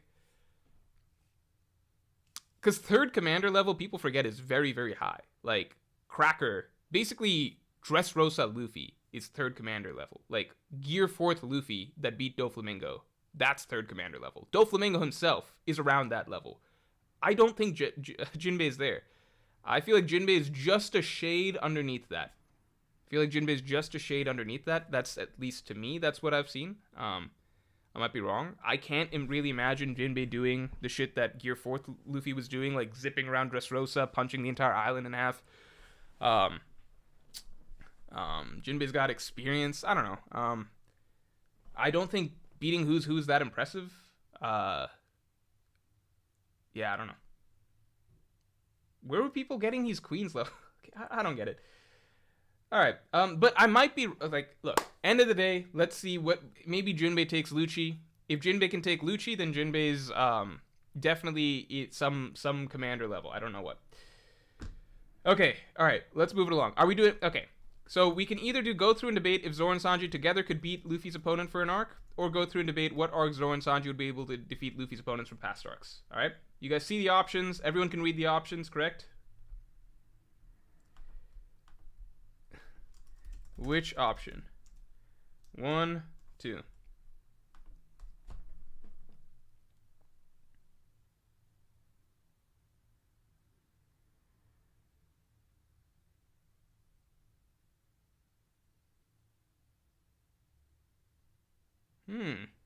This is a pretty tight race.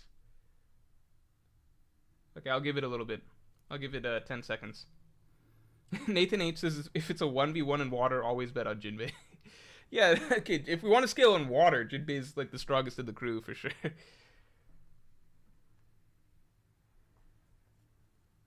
You know, I guess we could do both. Why not do both? Yeah, let's just do both. Well, yeah, it's actually so easy. We could just do both. I don't know why I'm doing the restriction. All right. Okay. So, here. Zoro and Sanji versus Luffy's past opponents. All right.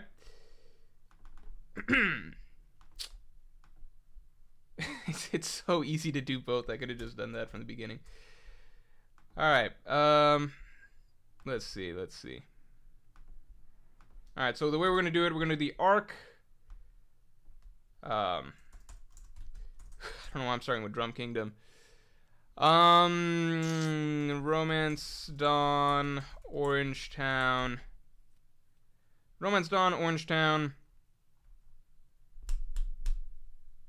Romance Dawn, Orange Town, Syrup Village, Baratier. I might skip, like, I'm not gonna do Logtown. Like, it has to be opponents that Luffy beat. All right, Baratier, Arlong, Long Park, Whiskey Peak. I think is pointless because it's like, who's the bad guy? I guess Mr. Five's the main bad guy, but we already know. Like, I guess I'll do Whiskey Peak. I don't know. It's kind of pointless. Whiskey Peak, sure.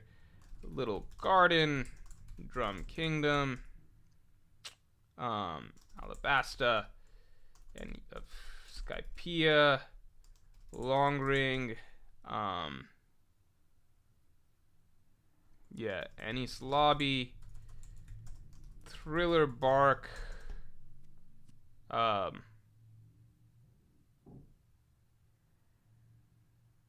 so then we get a long gap. We get Fishman Island. Ali H, thanks for being a Yonko tier member for 15 months. W Morj, I appreciate the encouragement. Thank you. Yeah, I think post time skip is when it gets really interesting. Fishman Island, Punk Hazard, Dressrosa, Whole Cake Island. What about arcs where there's like two big problems, like Cracker and Katakuri? Because that's interesting. Because, like, I think... Because if you look at Luffy struggles versus... it's kind of, like... The amount Luffy struggled versus Cracker is not too far off from how much he struggled against Katakuri. So, for example, if you think that Zoro loses to Katakuri at the time, there's a strong argument Zoro also loses to Cracker at that time. It's really not too far. It's... I don't know. I'll just do both. Yeah. Why'd the font change? Why did this font change? Hello? Okay. Whole Cake, Katakuri. Let's just do Whole Cake. Wait, why am I doing it by... Why? I'm so fucking dumb. Okay. Okay. Alright, just assume it's the arcs that it is. Buggy. Romance Dawn. Alright. Kuro. Syrup Village. Should I type out the full thing? Buggy, Orange Town. Oh, let's do Morgan. Come on, man. Morgan, Romance Dawn. Alright. Yeah, let's just get the full thing out there. Do I need the arc name? I think I'm thinking too much about this. No, you need the arc name. You need the arc name. No, do you need the arc name?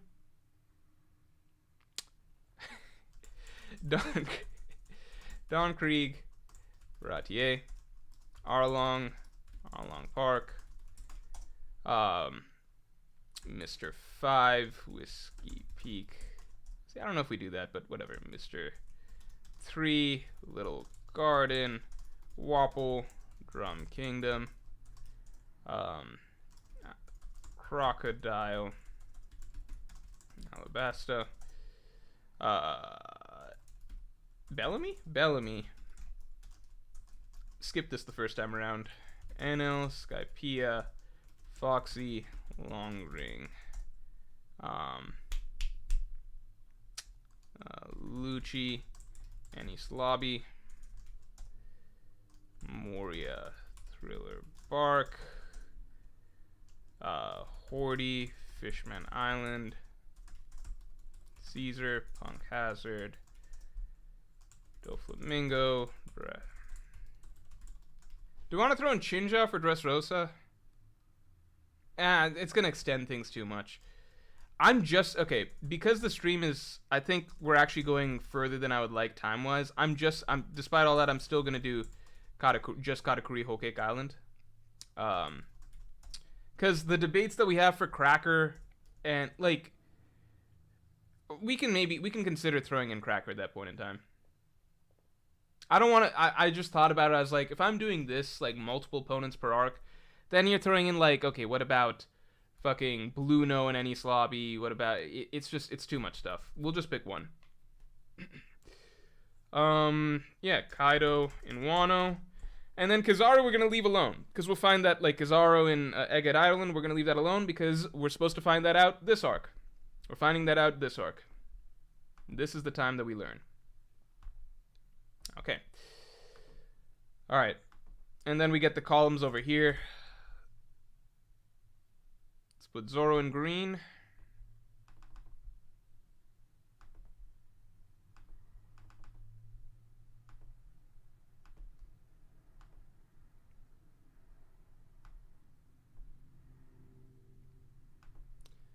So Sanji's color is technically blue. I feel like it should be yellow, but yellow doesn't show up, so we're gonna do blue.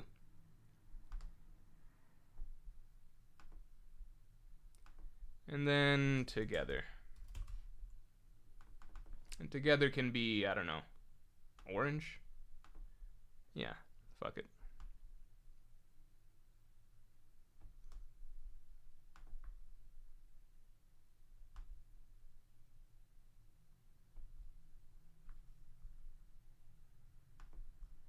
Nah.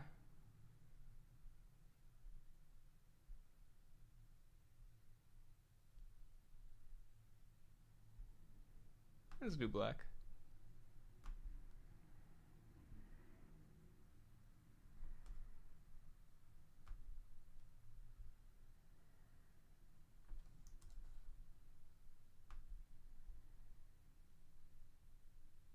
Okay. We finally got it set up.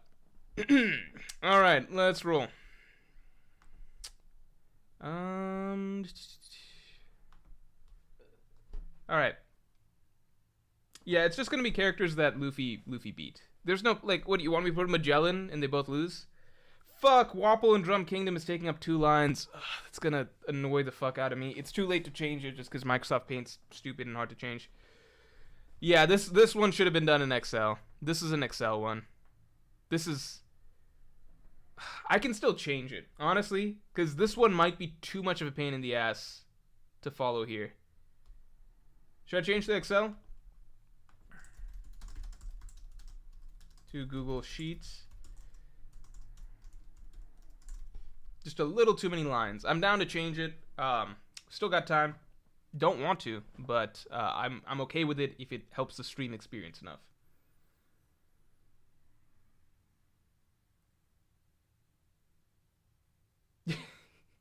All right, I'll start making the Excel sheet. I'll get on it.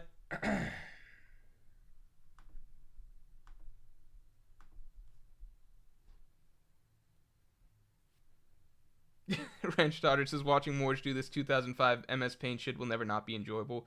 I swear it's generally preferable, but this when it's this many, this is so blatantly clear.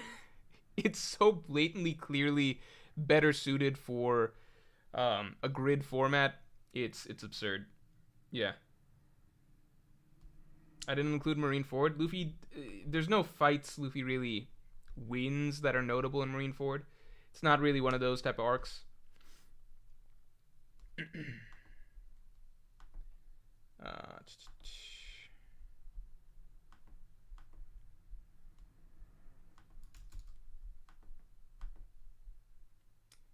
Give me a second for Google Sheets.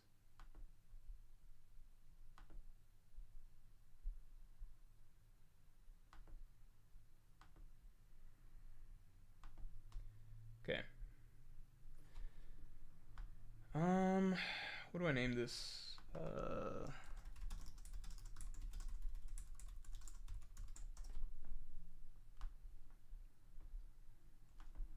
Okay.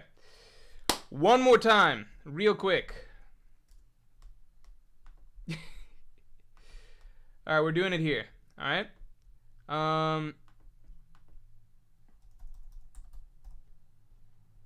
Fuck, but Excel, it's like a little bit zoomed out. I don't know. Okay. Right? Like, I guess we zoom it out a little bit. Okay. Okay, let's go from the beginning. Morgan, Buggy. I'm not going to do the arcs. Just keep track of the arcs yourself. Kuro, Don Krieg, Arlong, Mr. 5, Mr. 3, Mr. 0. Just kidding. We'll say Crocodile. Bellamy, NL, Lucci, Moria, Are we just gonna fit? Are we gonna fit in here? No, I think we're not. Horty, Caesar, Doflamingo, Katakuri, Kaido, we fit. Alright, great. Zoro, Sanji, together.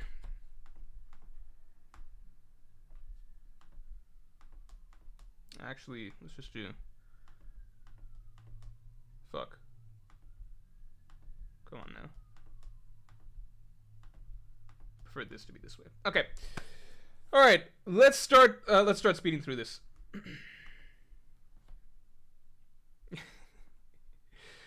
All right. Here we go.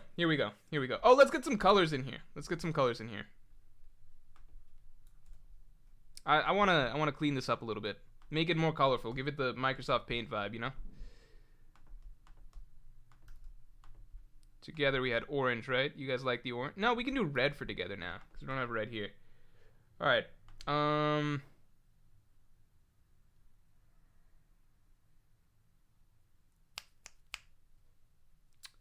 Do we want yes, no, and draw?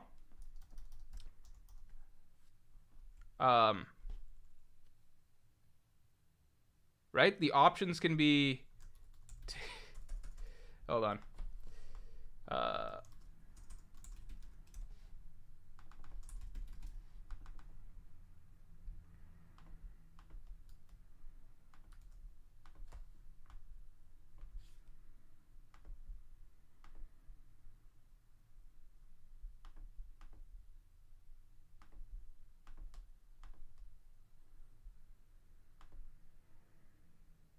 Sanji should be yellow, not blue. I can switch him to yellow, but then the thing is, like, it just... it looks like this. Let me switch him to a better shade of yellow. Let's do this.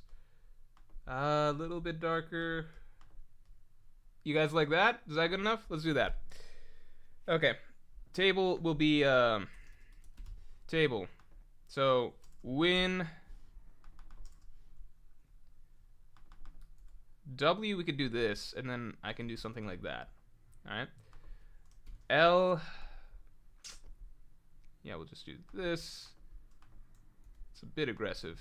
Something a little bit lighter. Yeah, L, draw. I'm gonna throw in draw. Like, how about draw? Do we want draw as an option? This is a big deal. Someone tell me, do we want draw as an option?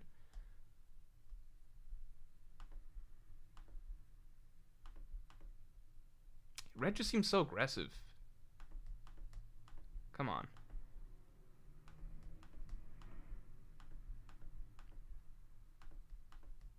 Just too aggressive. We'll roll with that. All right. No draws. I'll do a poll. Draw feels like a cop out.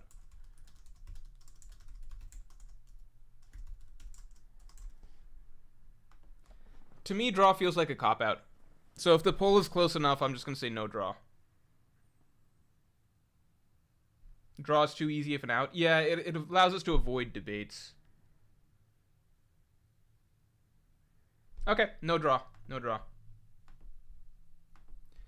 Okay. Okay. The table's pretty easy. The table is W equals win, lose, done. Oh wait, hold on. Let's make it look a little bit nicer.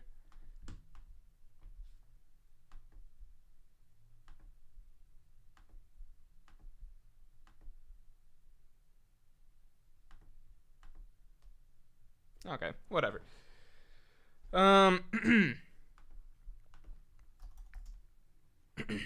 Okay, no drawers. All right, Morgan. I'm gonna say easy. Okay, this is easy, right? Win, win, win, right? No questions? No questions asked? All right. First controversial pick. Buggy, I think, is an L to Zoro. Any debate there? Anyone think that Buggy does not beat... Sorry, like, I think Zoro loses to Buggy. I think that happens. It's just a bad matchup.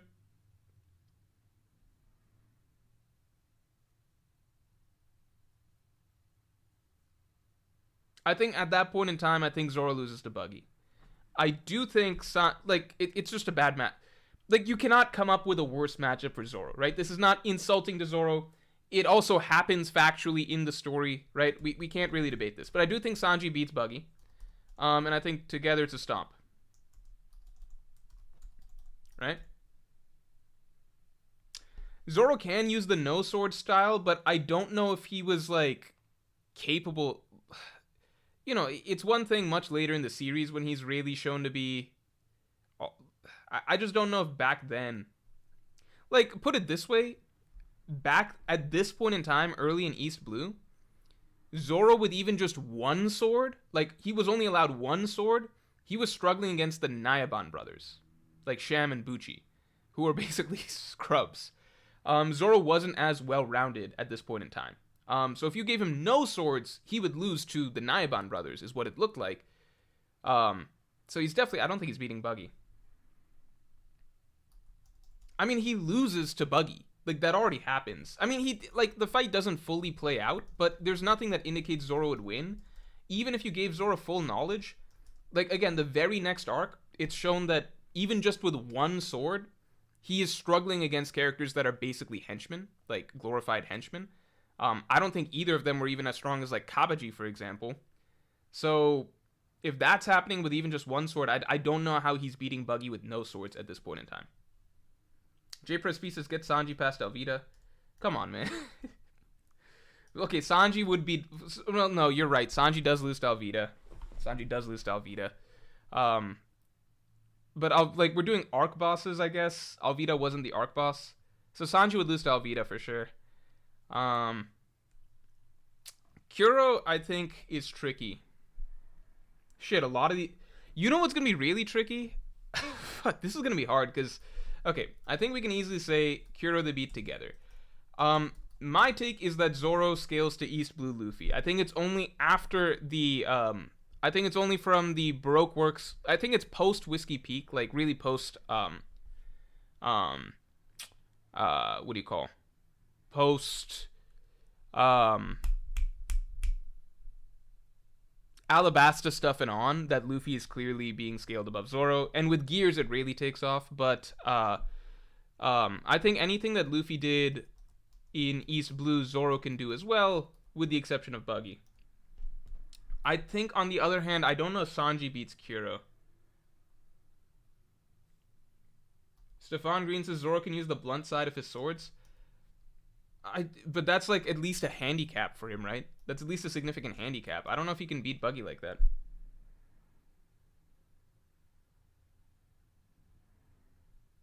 DR Sider says Kuro will speed blitz Zoro, but you could just say Kuro will speed blitz Luffy, and then Kuro couldn't. So, you kind of just give credit to the characters being able to catch Kuro. Like, Luffy was able to catch Kuro. I don't think it's absurd to think that Zoro could catch Kuro. B, thanks for the 5. Dude, he could one-tap Buggy with the back of his sword or kick or something. That's absolutely insane to say he loses even with knowledge. But why is it not insane to say he could one-tap Buggy with the back of his sword or kick or something? What do you mean kick? But, like, there's clear evidence that when Zoro is deprived of being able... Like, when Zoro's fighting the Nyaban brothers, and he's only got one sword, he's not able to even beat them there, right? Like, he can't beat them with one sword. I don't think they're even as strong as Buggy. So, to me, it's like, once you're handicapping Zoro from the Three Swords fighting style, at least in East Blue, like, I'm not talking about groggy monster Zoro. Obviously, he can one-shot Buggy. But this is back then. Like, when was Zoro really showing that much with kicks? Like, you have to go with what they're capable of at that time.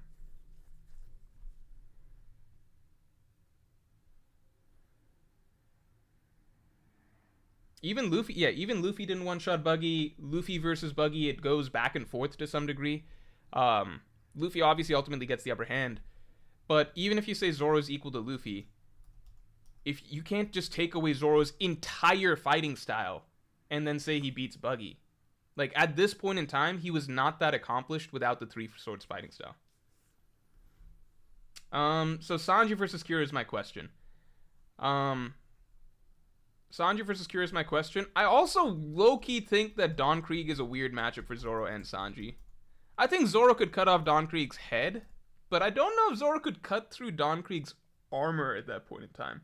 And Sanji versus Don Krieg is tricky because I think Sanji scales to Jin. And Jin was below Don Krieg, at least with Don Krieg's armor and weaponry.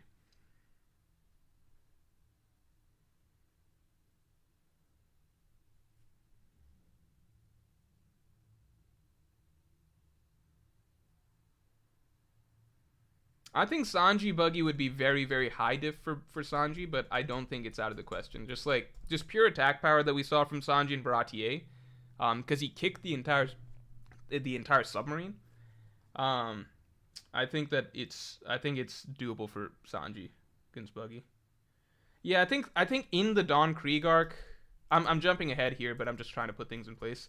In the Don Krieg arc, it was implied, like, it did not seem as though Sanji was on par with Don, like he could have taken Don Krieg.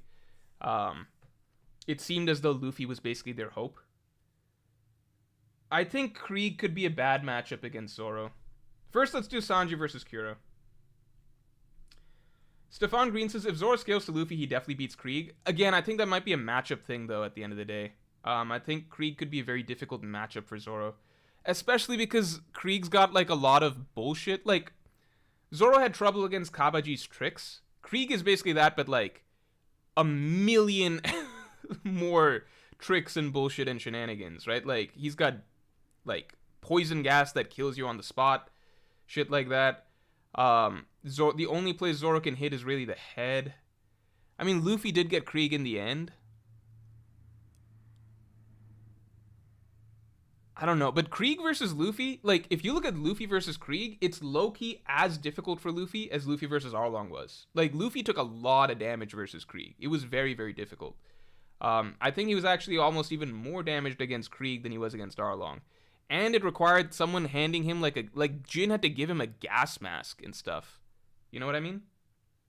Zoro couldn't cut steel yet. Yeah, but Krieg's head is exposed, so there's the argument that, like, Zoro could cut, like... Ahmed Boo said Krieg technically beat Luffy. Without Sanji, he would have died at Mr. Morj. Yeah, but that's also due to, like, Luffy's weakness, which is the ocean, which Zoro wouldn't have himself. Let's do Kuro versus... Yeah, I know Zoro was nerfed against Kabaji, obviously. But I'm saying that, on the flip side, Krieg is, like, a million times harder than Kabaji. Like, not a million, but, like, he's... It's just... Kabaji's an example that, like, yeah, a nerfed Zoro had some difficulty with tricks, right? Now, full health Zoro versus somebody that's, like, got everything Kabaji does, but, like, 50 times more. I don't know. I think that might have been difficult for Zoro at that point in time. Dirk Hazard, thanks for being a Yonko tier member for 10 months. Lorge. Let's see. Let's do Kuro first. Sanji versus Kuro.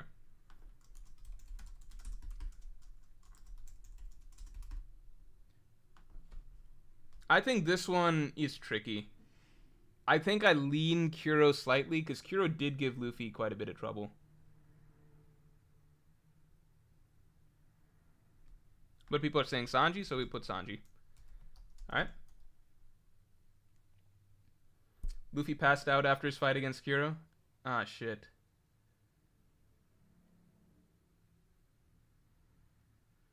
Shinny says, yeah, I think Krieg did more damage than Arlong, if I recall. Yeah, if you're going like, obviously through portrayal and what character statements are, Arlong should be considered above Krieg.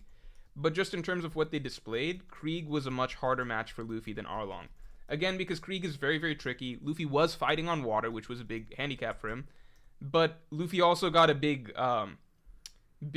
pass in that he was literally gifted a mask that allowed him to breathe through Krieg's poison, which otherwise would have defeated him. So...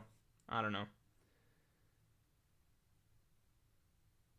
Yeah, well, I guess the polls aren't fair, because the polls are like it needs to be based on arguments, because the polls aren't fair, because, like, there's so many Zoro fans and Sanji fans in here. It's just like they're gonna put him through any poll. Can I hear some arguments for Kuro? How would Sanji catch him? The thing is that, like, it's like Luffy caught Krieg. Caught Kuro, right? So we know that Kuro is catchable. It's just, you just gotta be pretty good with reacting, right?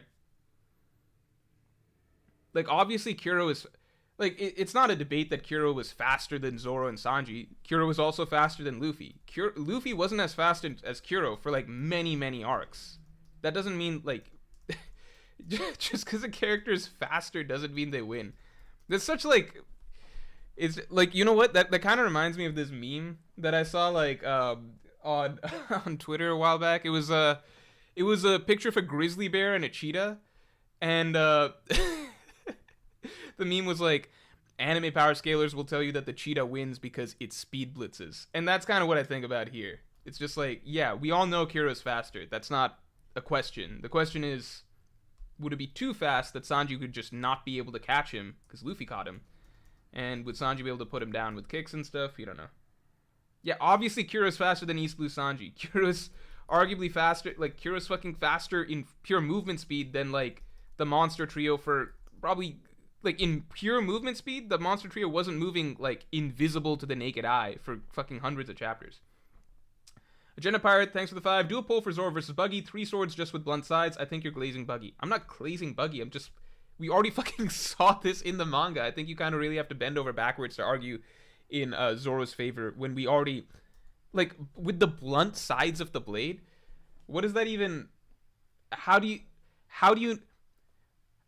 What does that even mean? Because it's like, you're saying that Zoro would be so strong with just using the blunt sides of the blade. Like, show me in the series where Zoro's put down superhuman characters with the blunt sides of his blade. Like, you need evidence to back up the things you're saying. Like, somebody else said, like, well, he could kick him. Show me where the fuck Zoro, like, East Blue Zoro was capable of kicking.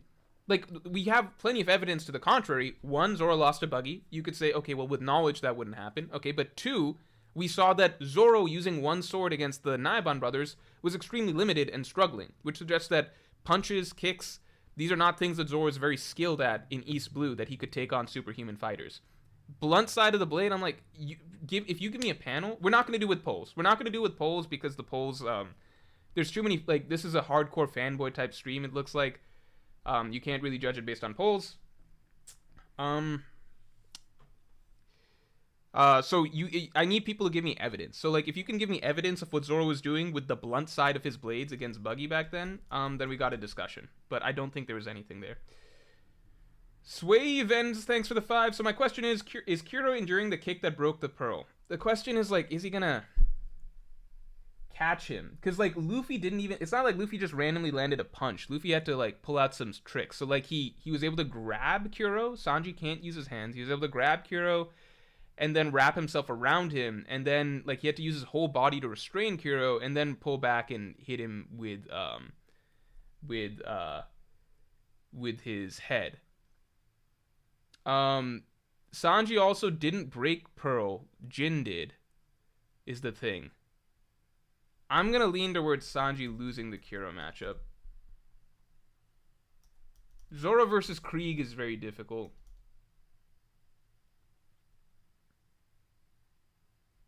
The Joe says, Zoro has sheer strength at the time he carried this cage, so yeah, he can win with his blunt side sword.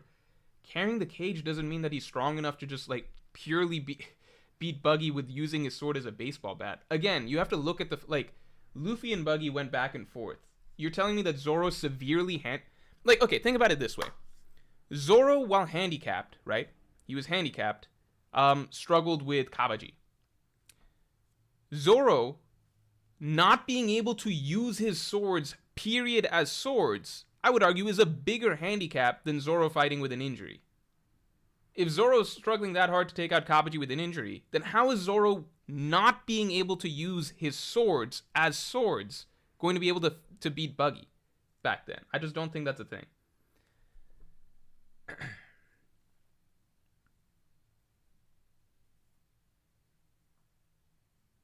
Poison gases. I'm gonna give Don Krieg the Zoro win as well. Zoro wasn't cutting steel then, so it's a very difficult matchup for him. And there's poison gas involved. And if we're being honest, like, Luffy should have lost to Don Krieg too because of the poison gas. Arlong. Oh, sorry. This should be an L for Zoro. Arlong. It was implied, like, Arlong Zoro wins. I don't think Sanji quite wins. At full health, they obviously both win together. Arlong himself basically implied that Zoro would be a significant problem from him, and you add in the fact that the villain's usually going to be underestimating the hero. I think it's fairly clear. I mean, just based on the fact that Zoro and, like, what Zoro was doing against Luffy the very next arc in Whiskey Peak, or 2 arcs later, I think it's hard to argue that Zoro doesn't take Arlong. I mean, Arlong's own words imply the otherwise, Sanji, I just don't think that there's an argument for Sanji over Arlong at that point in time. Yeah, Krieg with the let's be real. Krieg with poison gas should probably take Luffy as well. Mr. 5, easy wins all around. Everyone gets a win. They all get a win. Mr. 3, I mean, considering they both went on to beat Mr. 1 and Mr. 2, easy wins all around. Crocodile, L's all around. L. Oh, shit. Okay, now we got a discussion. I think Sway Ven says, I don't see how they together beat Don Krieg. I think that together, if they're working together, I think Sanji would be fast enough to interrupt Don Krieg from using poison gas. So my logic is this. Zoro versus Don Krieg is a tricky matchup straight up. Zoro has to, Krieg has a lot of tricks. Zoro, he has to hit him. He has to cut off his head, basically, is the only solution. And there's poison gas, right? Sanji, I think he's fast enough to evade a lot of the tricks and the poison gas, but just in terms of straight up portrayal, Krieg seemed, and get to Krieg before poison gas, but in terms of straight up portrayal, Krieg just seemed like it was portrayed as though he's much physically stronger than Sanji, just too much of a powerhouse for someone like Sanji to take. But I think together, Sanji could distract Krieg enough, get in close enough to make it difficult for Krieg to use poison gas, and then Zoro could come in and finish him off. I think that's doable. I don't think Don Krieg's beating Zoro and Sanji together. Come on, man. I think that, look, okay, with Crocodile, we are talking Crocodile as his feats were shown in Alabasta. Let's make that very clear. This is Crocodile as his feats were shown in Alabasta. All right? So that's an important thing to keep in mind. Why is that? Whatever. That's very important, because I don't care what Crocodile, Marineford Crocodile stuff, forget it, right? Crocodile and Alabasta, that means that we're going by the rules that were shown for Crocodile strength in Alabasta. Let's get the stream likes up to 300, all right? That means that Crocodile and Alabasta does not have Marineford level durability. His durability is such that punches from Luffy, attacks from Luffy level hits is enough to damage him, okay? He's not that fast. Yeah, just in general, everything that you saw from Crocodile, what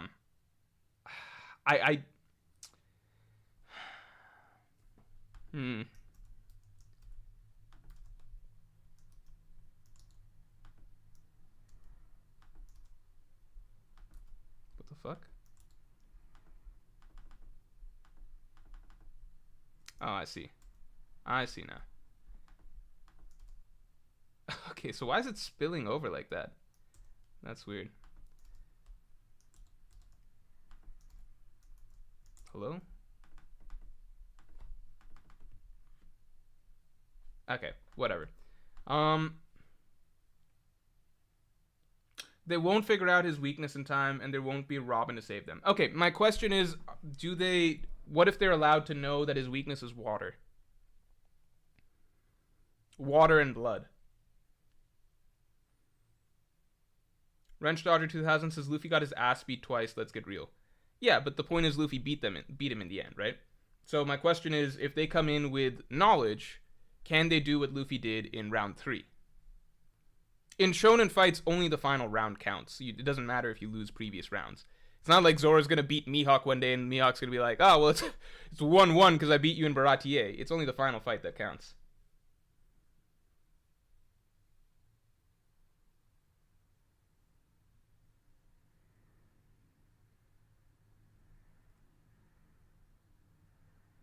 Still an L? Do they get 3 rounds like Luffy? Yeah, I guess they won't know. Okay. Wait, did I put it in? No, but I don't want it to expand the entire, so you're saying if I move it to the left and then I do clip? No, I'll do overflow. Okay, this makes sense. Because I was wondering, I was like, because if we do wrap, then suddenly everything doesn't fit in here. I want Kaido to be the last pattern, the last one here. Alright, I'll say L for them here as well. Yeah, it's probably too much. This should be easy, though. W's all around. This should be easy, though. L's all around. This is L.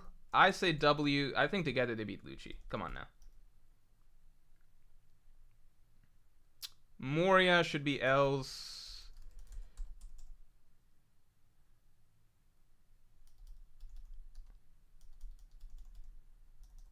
Horty, I think, should be W's. Whoops, what did I do here?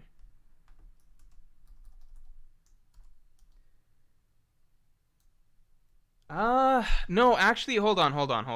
Because I don't want to just straight up. Okay, Zoro definitely beats Horty from what we saw. Sanji, don't, like, I'm not speedrunning this. I'm saying the obvious ones. Like, what are they doing? Like, Enel's the simplest one in the entire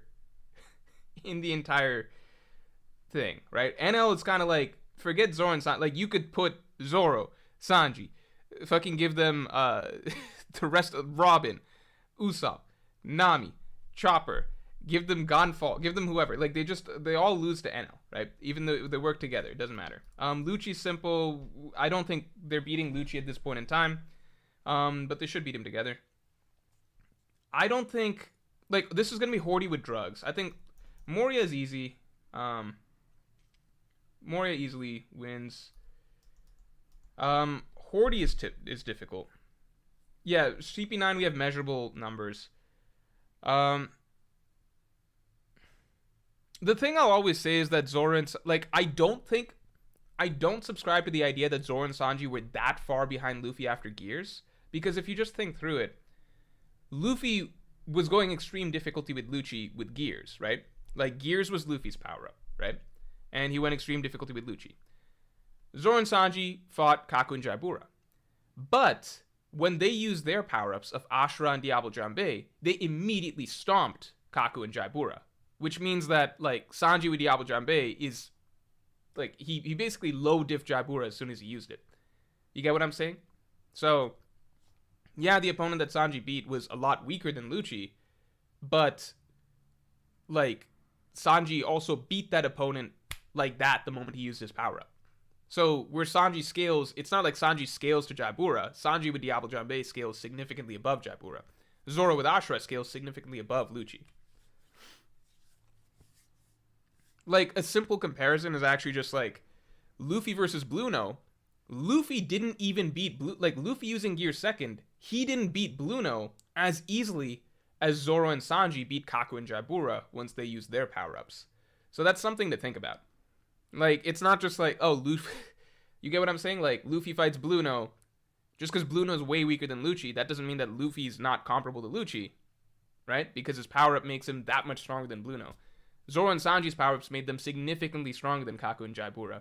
So I still think that, like, both Zoro and Sanji could have given Lucci a run for his money if they're using their power-ups from the start, like Luffy was, basically. Well, Luffy worked his way to... You guys get what I'm saying. Like, Luffy worked his way to using Gear second, but Gear second Luffy was able to go toe-to-toe with Lucci. I think Zoro and Ashura and Sanji and Diablo Jambe would be comparable. Not about, like, they're not going to beat Lucci individually, I don't think, at that point in time, but they're going to be close.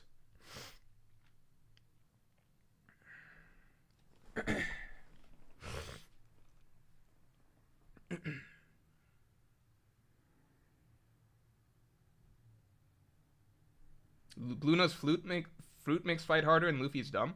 He only used his fruit once Luffy started using Gear second. And it's not that Luffy was hitting him with moves. Like, what does that have to do with Luffy's intelligence? He was using Gear second moves. Sanji still finished off Jaibura easier than Luffy finished off Blueno. Or at least faster. Like, Zoro finished Kaku faster once he used his power-up than Luffy finished Blueno. So you kind of got to keep that in mind. It's not that, like, Zoro and Sanji were supposed to be scaled way below Lucci. It's just that they were supposed to beat their opponents much easier than Luffy beat his opponent as soon as they used their power-ups. How's Lucci stomping them both? You can use Blueno as a direct comparison. Lucci's not going to be close to stomping them both because both of them should be somewhat like, put it this way. Luffy with Gear second, right? Compare his performance against Blueno to Zoro with Ashura and Sanji with Diablo Jambe against opponents much stronger than Blueno, right? I'm not saying they're equal to Luffy still, but they're in the ballpark. And I think the thing that kind of cements that is we got to see them all fight the pacifista, and it wasn't like Zoro and Sanji, like they were still being portrayed as roughly doing similar amounts of damage. At the end of the day, Luffy got the finishing blow, but it was like all three of them were capable of damaging the pacifista with their power-ups. All three of them were doing, at least, like, they were being shown in the same light. Borchio Man, thanks for the 5. Not a Zoro versus Sanji participator. I think with modern context that Ashura is conqueror, Zoro could take Lucci very high difficulty. Love the streams. Ashura being conqueror also complicates it, though, because I don't know if Zoro would be able to pull it out on a whim at against Lucci. Like, I think Ashura was the strongest single technique shown throughout that arc, most likely. But obviously Gear 2nd, Gear 3rd are much more versatile. Lucci's really fucking fast, etc. I don't know if Lucci would let himself get hit by Ashura the way that Kaku did. Yeah, Zoro's the first to show conquerors. Yeah, together they'd body Lucci.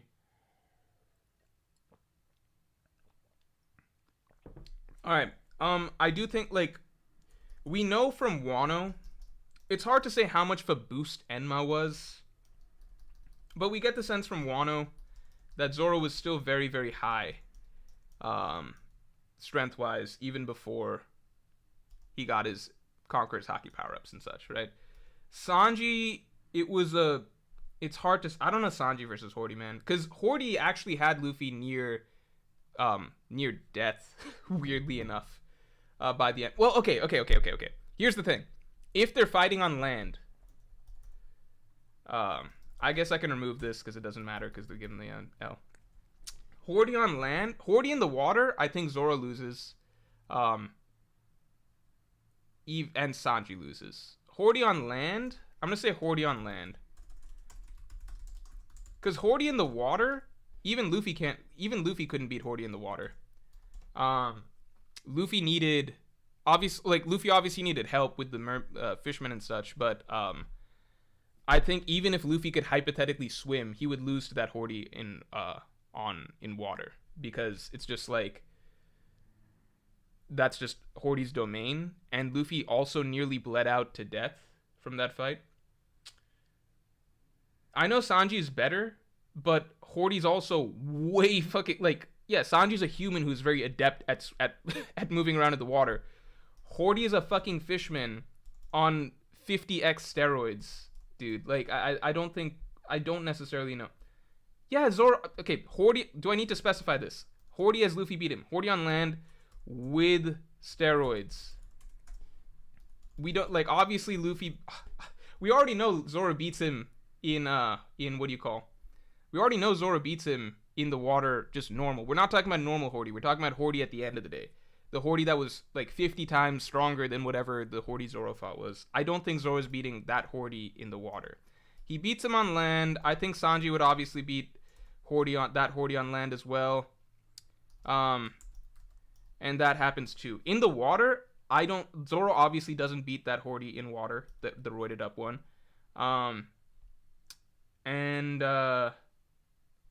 I don't know if Sanji does either. He would have a better shot.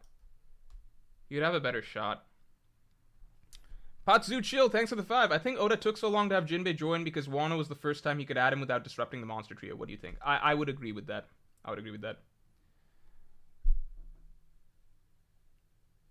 On land, it's for sure W. I think you guys might be forgetting, like, Hordy was a serious problem. Like, Hordy took a lot to be put down by Luffy's attacks in the water. I don't think Sanji's doing, like, elephant Gatling against Hordy. It's a moot point because we're scaling him on land. I guess I could scale him on water, too.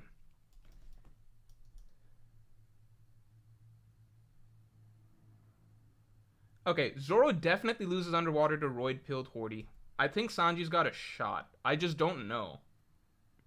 Let's pull up the fight. Why are we guessing? Let's just pull up the fight. All right, let's pull up the fight. Okay, so the problem is the fight spans multiple chapters and cuts away a lot.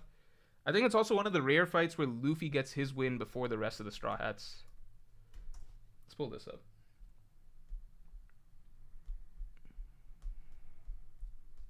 Okay, so here's where it starts. I've picked a really good spot. Okay, so pretend that this is instead Sanji blue walking. Let's say Sanji would dodge this.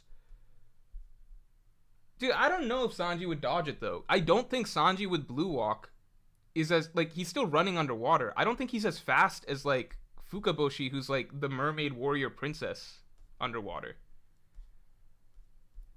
I don't think there's anything that really suggests that. Like, is he faster than the fastest fucking mermaids underwater? Skipping this, skipping this.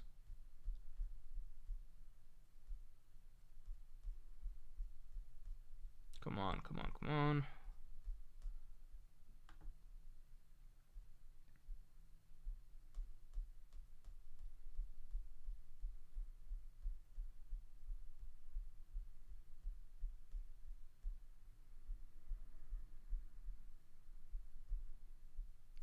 I'm kind of skipping stuff here. Hold on. I just don't know. Is Sanji faster than mermaids? Because mermaids are the fastest in the water. It was stated, and these are the mermaid princes. Like, ignore Luffy for now. With Luffy, we're just gonna look at his attack force. What I'm talking about is pure speed. Because the thing is, like, it's a fishman underwater. He's able to do a lot of things that is, like, this is his element, right? He's able to do a lot of things that are just water manipulation stuff.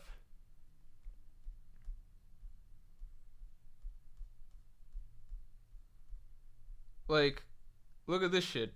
I mean, that's... Like, Fukaboshi's no slouch, but Horty's way too fast.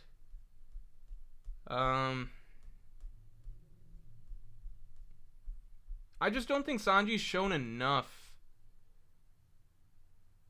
The other thing is, like, air. Like, are we saying Sanji gets air? Does he get an air bubble? There's so many caveats. I'm not hyping the mermaid princesses to downplay Sanji. I just think that I don't believe, like, okay, how many things do we want to give as the handicap? Does Sanji get an air bubble? Because that's a big one. Because otherwise he has to defeat Horty faster than he runs out of air. Sanji has had a very impressive fight like that against Kurobi pre-time skip, so we know he can hold his breath quite a bit. And we know Sanji's like the most resourceful out of the monster trio as a fighter.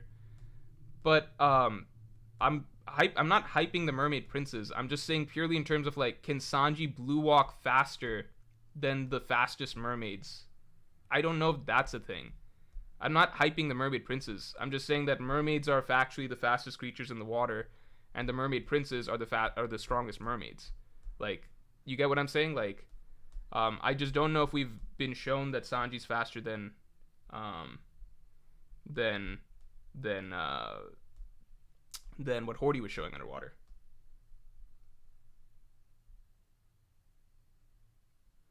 Okay, Maya, thanks for the 5. Hey, Morj, Volume 40 SBS, Chapter 380. Oda gives colors for Straw Hats. Yeah, I know Sanji's blue. I know Usopp's yellow. But I don't know. John 678 says Morj thinks Horty is faster than Kizaru's light. No, blue walk, underwater. I don't think you guys are following. Obviously on land, Sanji's way faster than the mermaids or like whatever. But we're saying underwater. Moving underwater is totally different. Sanji's not going to be as fast blue walk. You think he's as fast underwater? Like, literally, this is the bottom of the fucking ocean floor. There's like the entire, like, he's not just underwater. He's at the bottom of the ocean floor. I don't really know what else to say. He's not anywhere near as fast as he, like, obviously, if you're taking the mermaid prince in a race underwater and comparing that to Sanji's speed on land or in the sky, like skywalk, Sanji's going to be a million times faster.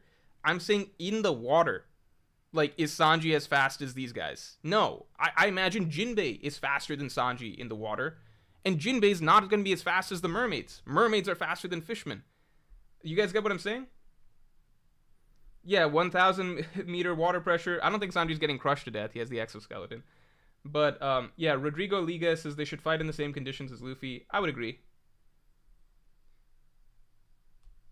What do you mean he doesn't get slower? Why would he not get slower in the water? true. It's pre-Germa Awakening. But how is Sanji going to be as fast underwater as he is on land? Let me ask you this. Do you guys think that Sanji is faster than Jinbei underwater? I don't think Sanji is going to be faster than Jinbei underwater. Let me go... Okay, I'll go to the Blue Walk chapters. That's going to be like 604.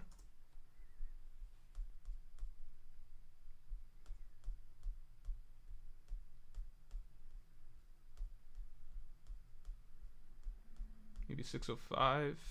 Yeah.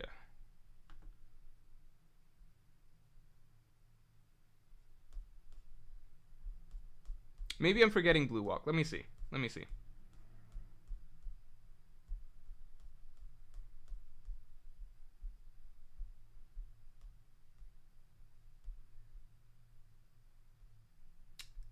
So this is the key then to me. What the heck's up with that speed? He's like a fishman. I'm not going to give it to him then. Because it's like, if you're comparing it to, like, Sanji with Blue Walk is as fast as a fishman, then that's not going to be anywhere near as fast as, like, Horty, who was going faster than... Like, Horty roided up, was not just faster than any fishman, probably not named Jinbei, he was faster than, like, the fucking mermaids who are faster than fishmen. So I think this kind of seals it for me. Right? Like, is there any debate around this? Because the speed comp that's being given here is Sanji is comparable to a fishman. Horty in that state is obviously way faster than any fishman. We saw that he's faster than the mermaids, and mermaids are faster than fishmen. B, thanks to the 5. Use exact situations Luffy had. Air versus Horty. Morty having shadows and oars. Kaido holding island. Plus, holding the island does not affect Kaido. That was already established, as shown by the Bajrangan chapter. It had no effect on him. Plus, already fought scabbards. Help against Dofi, etc. Help against Dofi. No, I'm not going to do that. Okay. I think we're going to do... We'll do this. We'll do environmental conditions. Otherwise, it gets too complicated. Environmental conditions are the same. So you have to fight in the same arena. But otherwise, like, I think it's too complicated.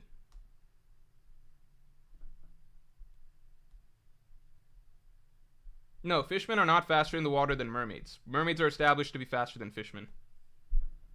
Horty is faster than mermaids, who are faster than fishmen. So I think this establishes it. Unless somebody's got some other argument for this.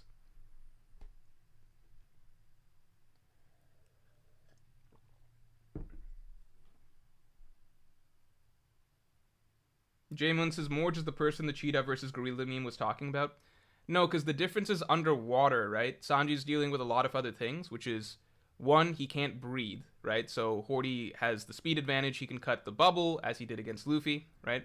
Two, Horty is actually very durable, because he took a lot of Luffy's good hits, both downstairs and in the sea, and didn't really go down to that. Like, ultimately took Elephant Gatling.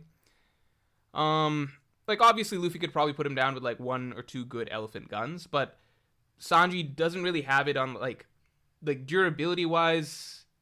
I think Horty might be too much for what Sanji had shown up to this point to necessarily take out underwater. And speed is very different when you're dealing with underwater. Because underwater speed, it's kind of like, at that point, it's just like Sanji's just fighting to keep his air bubble, which I don't think he'd be able to do based on how, what Horty did to the mermaids, right? And Horty was able to catch Luffy's air bubble, stuff like that. Cosmic Cookie says that isn't even his top speed, but it's the... Okay, then show me where he does Blue Walk faster than that.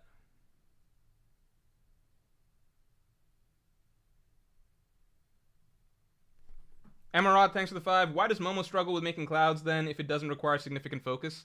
I mean, you can headcanon your own reason, but we've already gotten factual proof in the manga that the clouds were not draining Kaido's strength. There's no debate over it because we already get the answer right here. Like, it's, you can ask the questions that you want to ask, but at the end of the day, we're already shown what happens. So, clouds go away. Does that affect Kaido's clash at all? Does he regain some strength? If the answer is no, then you can no longer use the clouds as the argument. You can't just ask, well then why is Momo like all stressed out and stuff? Maybe it's a mental thing. Maybe Momo's trying to figure it out. It doesn't matter. You can headcanon whatever reason you like. You can't argue with the actual canon, which is flames go out, has no effect on Kaido's abilities whatsoever. He's doing exactly the same thing he was before. In fact, he loses the clash even though the supposed great burden of carrying the island goes away. You need to actually disprove this panel if you want to argue that that carrying the island was draining his strength. Because the moment this panel happened, there's no more argument. Unless it's like outright stated in SBS or something that like the island was actually draining Kaido's strength, and then this moment just doesn't make sense. But we already got the before and after. It would be like, like the island arguments and like carrying the island arguments are hilarious because it's just like, it would be like arguing like, you know what, if Zoro opened his eye, he'd be way stronger. If Zoro opened his eye, he'd be way stronger. And then we get a scene where Zoro opens his eye and nothing changes and he's not stronger whatsoever. Guess what? The argument's dead. It's over. You can't make that argument anymore because we already got the thing that you were making up as supposedly handicapping him turned out to not be a handicap. So once it's shown in the manga, it's just not an argument anymore. All right. All right, we good? Any other arguments for this?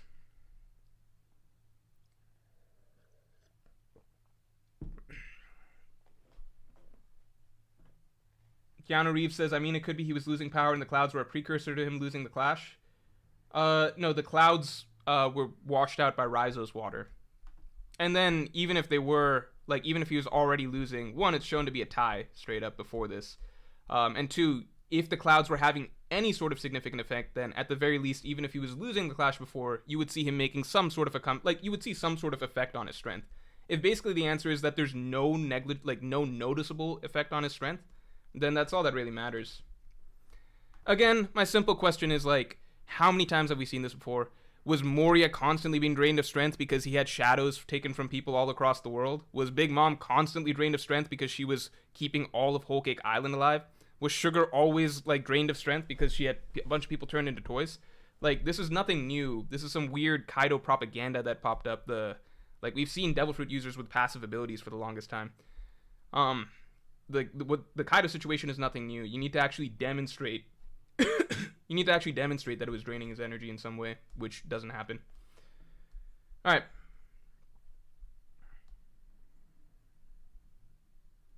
And Hat the Duck with a terrifically terrible argument that I also see. If I carry a box for 6 hours and I drop it, it won't magically make me regain my strength. It won't make you as strong as you were before picking up the box 6 hours ago, but the moment you drop a weight, you have more energy than you did the moment that you were carrying the weight.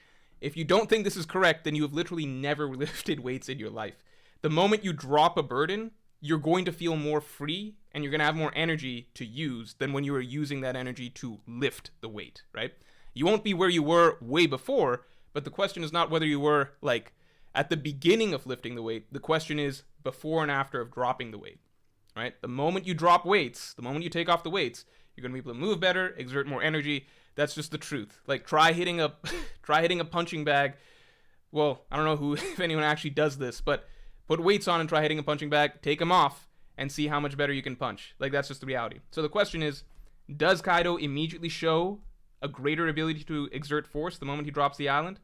The moment the flames are reduced? No, which means that the flames were not draining his energy. Like, I'm actually baffled that people ever bring up that argument, because it's like, you must have never done physical exertion of any sort in your entire life, if that's what you're saying. What the fuck? All right, let's move it along.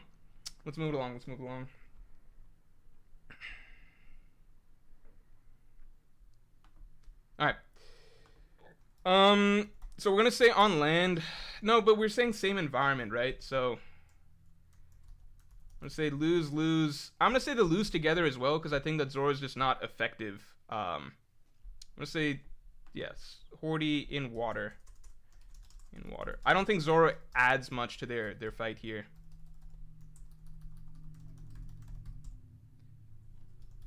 Doflamingo. So we know Sanji's an L. I think together they're a W.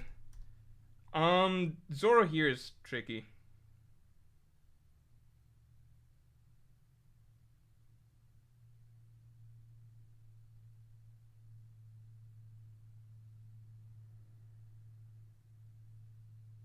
Zoro here versus Doflamingos. I'm gonna say Zoro loses, because I don't think even Luffy could have soloed Doflamingo here. Just because, like, gear 4 time limits and such. I think Zoro with Enma, like Rooftop Zoro, beats Doflamingo for sure. But I think we clearly saw that Enma was like I think he needed the Enma stuff. Savage Day says Zoro clearly beat Horty already. No, but it's in water. In water. Sorry. In water with steroids. In water with steroids. I don't think Zoro's enough of a factor in water with like steroids. Horty is like it's not even comparable to original Horty. It's two different characters. Steroids Horty is like come on. Steroids Horty. It's we know what factor it's multiplying it by, right? It's like he's what 50 times stronger or something like that. It's not even close to the same thing. I think they beat Doflamingo together though. Dick so small I piss on my balls. Thanks for the 5. Momo's completely exhausted after lowering Onigashima, so carrying the island at least has initial cost to stamina to perform.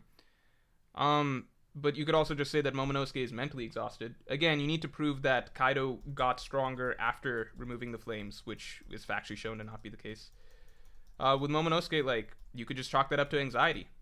You know how many people actually get physically, like, I mean, what do you mean you know how many people? I know many of you all in chat, the anime fans that we are, I know many of you all have felt physical pain and exhaustion just through anxiety, I'm sure, right?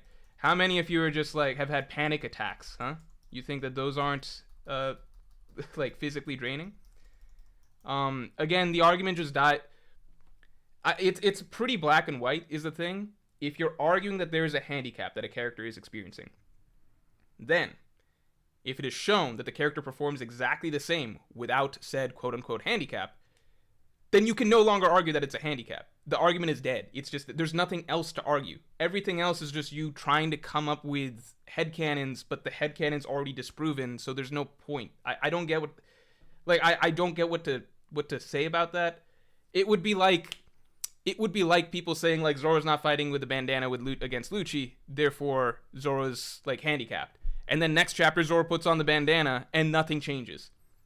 It doesn't matter. You can pull up all the past panels of like, well, Zoro put on the bandana here, or like, why does he care about the bandana and stuff? It's like, bro, if he puts on the bandana and nothing changes, then the bandana wasn't a problem. It's not a handicap. It doesn't matter. It's I'm so fucking confused. Why are people so obsessed and fixated on trying to argue something that's fictitious, that never happened in the story? Why are people so obsessed with trying to prove that Kaido carrying the island mattered, when you can just read the fight and see what happened?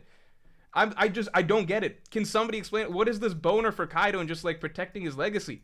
Why don't you just read what happened? The island doesn't matter. There was no flames at the end. It doesn't change anything. He's still lost without the flames on. All right, let's move it along. Okay. Let's hand some L's all around here. I think Zoro and Sanji together at this point in time could lose to Katakuri. Because Luffy at this point in time was like I don't know what they do to Katakuri exactly, because they're just not gonna hit him ever. I don't know.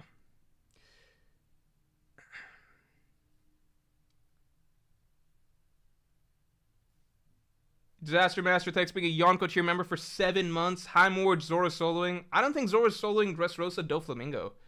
I mean, we saw, like, Luffy and Law working together. It took, like, everything they had working together to take down Doflamingo. I still give Zoro and Sanji the W here because there wasn't that much of the fight that Luffy and Law were actually tag teaming. It was Law's turn first and then Luffy. Like, it was them first together, then Law's turn, then Luffy's turn.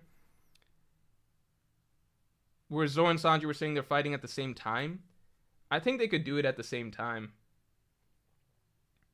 I actually don't know if they could beat Doflamingo at the same time. It's hard to say. Yeah, like even Whole Cake Island Luffy with advanced observation haki, gear 4th, he basically fought to a draw with Katakuri. I don't think Zoro beats Katakuri solo. I don't think Sanji beats Katakuri solo.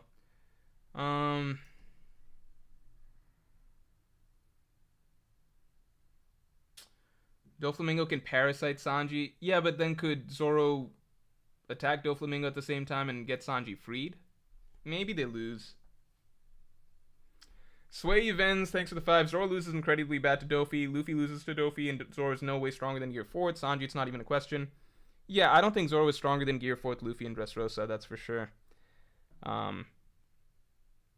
You guys don't think that it could happen together? Yeah, it's if they can bait the main antagonist of that arc in the arc. I'm not giving Zoro Ashura because it's yet to be demonstrated that Zoro can actually pull out Ashura.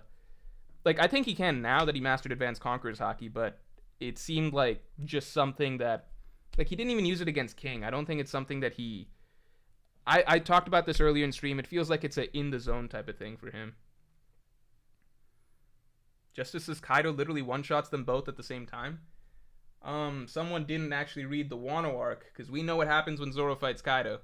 So Kaido does not get out of this with at least a permanent scar, based on Rooftop Zoro. And that's not even the Zoro at the end of the arc, which actually had mastered Advanced Conqueror's Haki, right?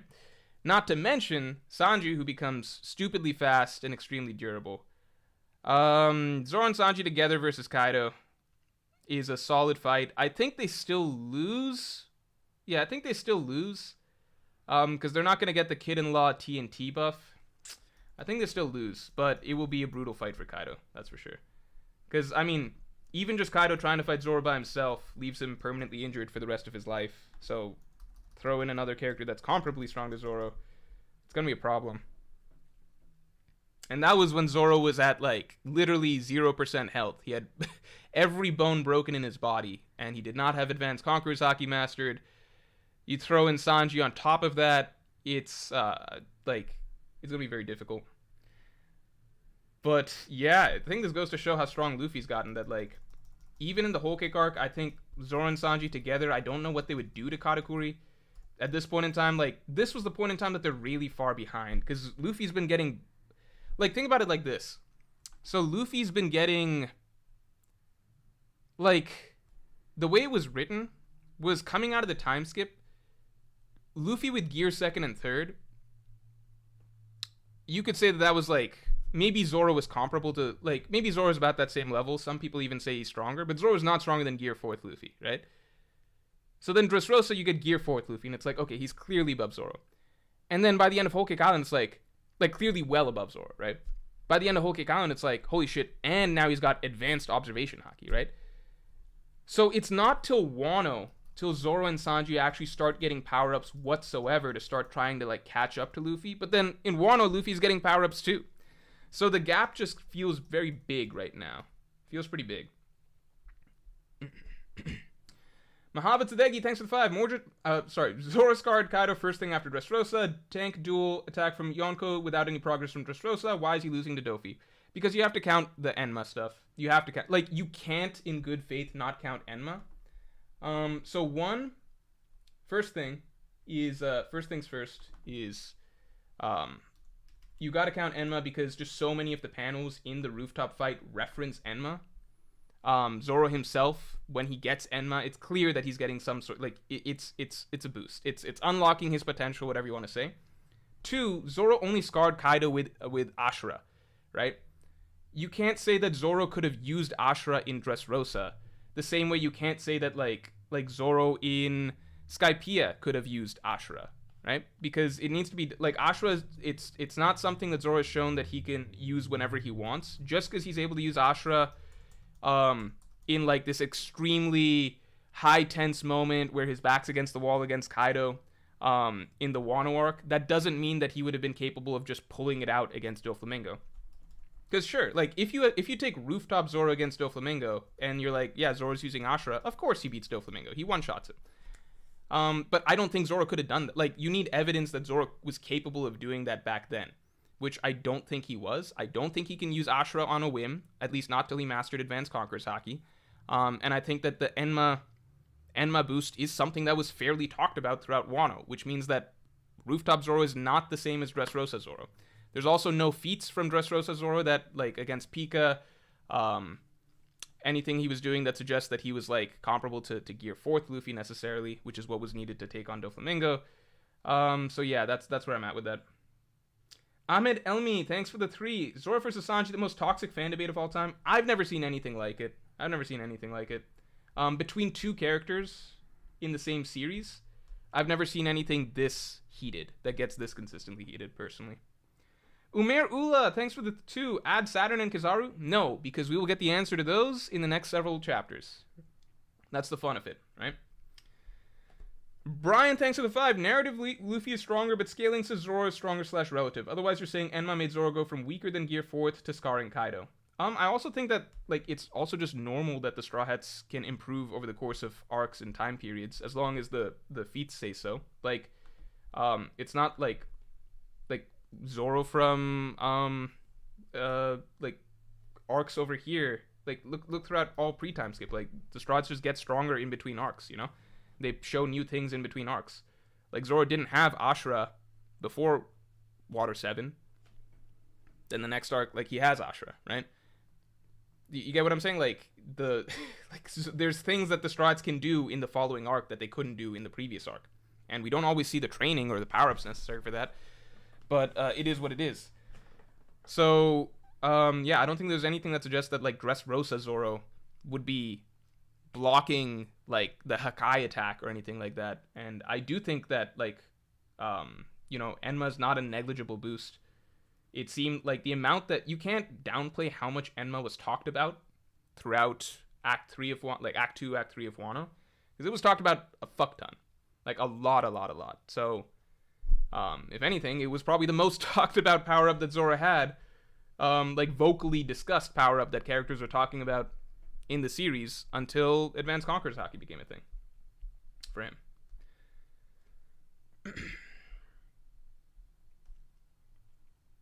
I don't think that Zoro is stronger than Gear 4th Luffy and Dressrosa. That's all I'll say. If you think he was close, then sure. But then, even if he's close, I don't think he's beating Doflamingo. Rooftop Zoro, of course. Mahavat Sadeki, thanks for the 2. Why do you think Shusui Blackblade of Ryuma is weak? I don't think it's weak. I think that it was made, a big deal was made that Enma is just very, very special in a certain way. It's maybe not physically stronger than Shusui, but what it does for Zoro, it seems to allow him to use a level of Haki that he wasn't using necessarily before, and it was never really hinted that he was using that level of Haki before. Mahavat Sadeki, thanks for the 2. Dofi is way weaker than Kaido. What you mean? It's serious. Yeah, no, it is a serious boost. Like, but again, Straw Hats get stronger from, like, how many times have we seen the Straw Hats just stronger in a given arc than they were in the past couple arcs, right? Wano takes place a good, 3-4 weeks after Dressrosa. Zoro's also been training. We know that he was training to some degree in Wano. So yeah. Sway Events, thanks for the 5. Law literally went from losing to Dofi to beat Big Mom. Same concept for Zoro. Thank you. It's the same thing. Tala says if Dressrosa Zoro was that strong, his ass should have just one-shot Dofi. Yeah, if you had Rooftop Zoro in Dressrosa, then the arc would have just ended, pretty damn quick. He would also have given Fujitora much more difficulty than he actually did. Stefan Green, that's a different argument. Stefan Green is saying Enma uses your own Haki though. Why is Enma boost for Zoro but not Odin? It uses your own. I'm not saying that I'm not saying that Enma is giving Zoro Haki. We can just say that Enma helped Zoro tap into more of his Haki potential that he himself had. What's wrong with that? Hence, Zoro's stronger in Wano than he was in Dressrosa because he had Enma. You realize that, I don't even know what to say, most of Zoro's power-up throughout Wano is just talking about Enma, and then, at a certain point, him realizing that he needs to really give in to just giving Enma as much Haki as he can, and that's what he gets him to Advance Conquerors Haki. But from the moment he picked up Enma, it seemed as though that was a big deal for him and how much Haki he could exude. That's what was referenced a lot throughout the rooftop battle. These are all things that happened in the story. It's not Enma giving him external Haki, it's helping him tap into internal Haki better. What's wrong with that? I mean, it's still all Zoro. It's what he's got in him. But at the same time, we can acknowledge, yeah, this is something that's making you stronger than you were in Dressrosa. So I think that follows. All right. Timothy McQueen, thanks for the 2. I made art for the occasion. Check chat for link. What? I was about to wrap stream because we're pretty much almost there. But let me see if I can see it. Where's Timothy McQueen's chat? Can you chat it again? Agenda, Pirate 2. Thanks for the 2. Law didn't lose to Dofi. He lost to Dofi plus Fuji. I guess, but at the very least, the arc strongly, like, at least character statements and stuff, it's strongly implied. Like, Law's own statements seem to imply that he doesn't think he's as strong as Doflamingo or that he can fight Doflamingo 1v1. John678, thanks for the 5. Fighting Zoro and Sanji together isn't the sum of both fighters. Imagine 1v2ing someone in Smash. Moria, Hordy, and Cat shouldn't be losses. Dude, Moria with Shadows as guard was a fucking monster. Luffy only survived, like, basically the level of strength that Moria was at that point in time, it was like, if you even brush, like, if he brushes you with his arm, you should die. The only reason Luffy didn't, and Luffy outright says it, is that he's rubber. So Moria's attacks don't affect him. Even an attack that splits the island is not going to kill him. But if you put Zoro or Sanji into the black box and have Moria punch him, like Moria did at that point in time to Luffy, they would just die. And I agree that it's not the sum of both fighters. That's why Kid and Law did so well against Big Mom. A lot of it was teamwork and then their abilities playing off each other. But I don't think any amount of teamwork would allow them to defeat the monster that Moria became, right? I don't think, with Hordy, I don't think Zoro in the water contributes enough for Sanji to be able to get the win against Hordy. I just think that Zoro's a sitting duck in the deep ocean, which is where the fight would be. Let's say in deep ocean. In deep ocean. Katakuri, I think, is one that's debatable. I gave it to them in Doflamingo because I'm like, I think if they're both going all out against Doflamingo at the same time, I think that they've got a shot. Kaido, I like to think that they got a shot. Let's see how Zoro and Sanji do right now against Kizaru. Then maybe we go back and revise, like, them versus Kaido. Maybe they show a level of teamwork. Like, okay, first we don't even know if they'll fight Kizaru together, but let's say hypothetically they do. And maybe they show a level of teamwork that's unprecedented. Because they really haven't had to show it post time skip. And then maybe it's, yeah, we can open up a conversation. Like, maybe they could have done something against Kaido even. I don't know. This is just what I see so far. Emma Rod, thanks for the 2. Can you do this gauntlet with Law and Kid too? Oh, shit. That'd be funny. This is what it would look like if it's Law and Kid. Alright? This is what it would look like. I'll do it here. It would just be, I think, this. It would just be this.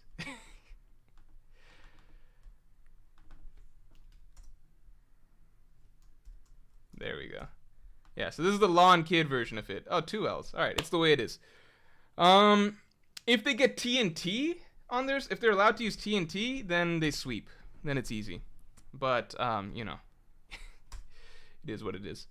All right, guys. I'm going to call it for today. Thank you all very much for tuning in. And, yeah, I hope you guys enjoyed this. This was, I don't think this was, I don't know, particularly unfair to either character too much. But, you know, you never know. I'll read the comments after this. So, yeah, I'll talk to you guys later. Peace.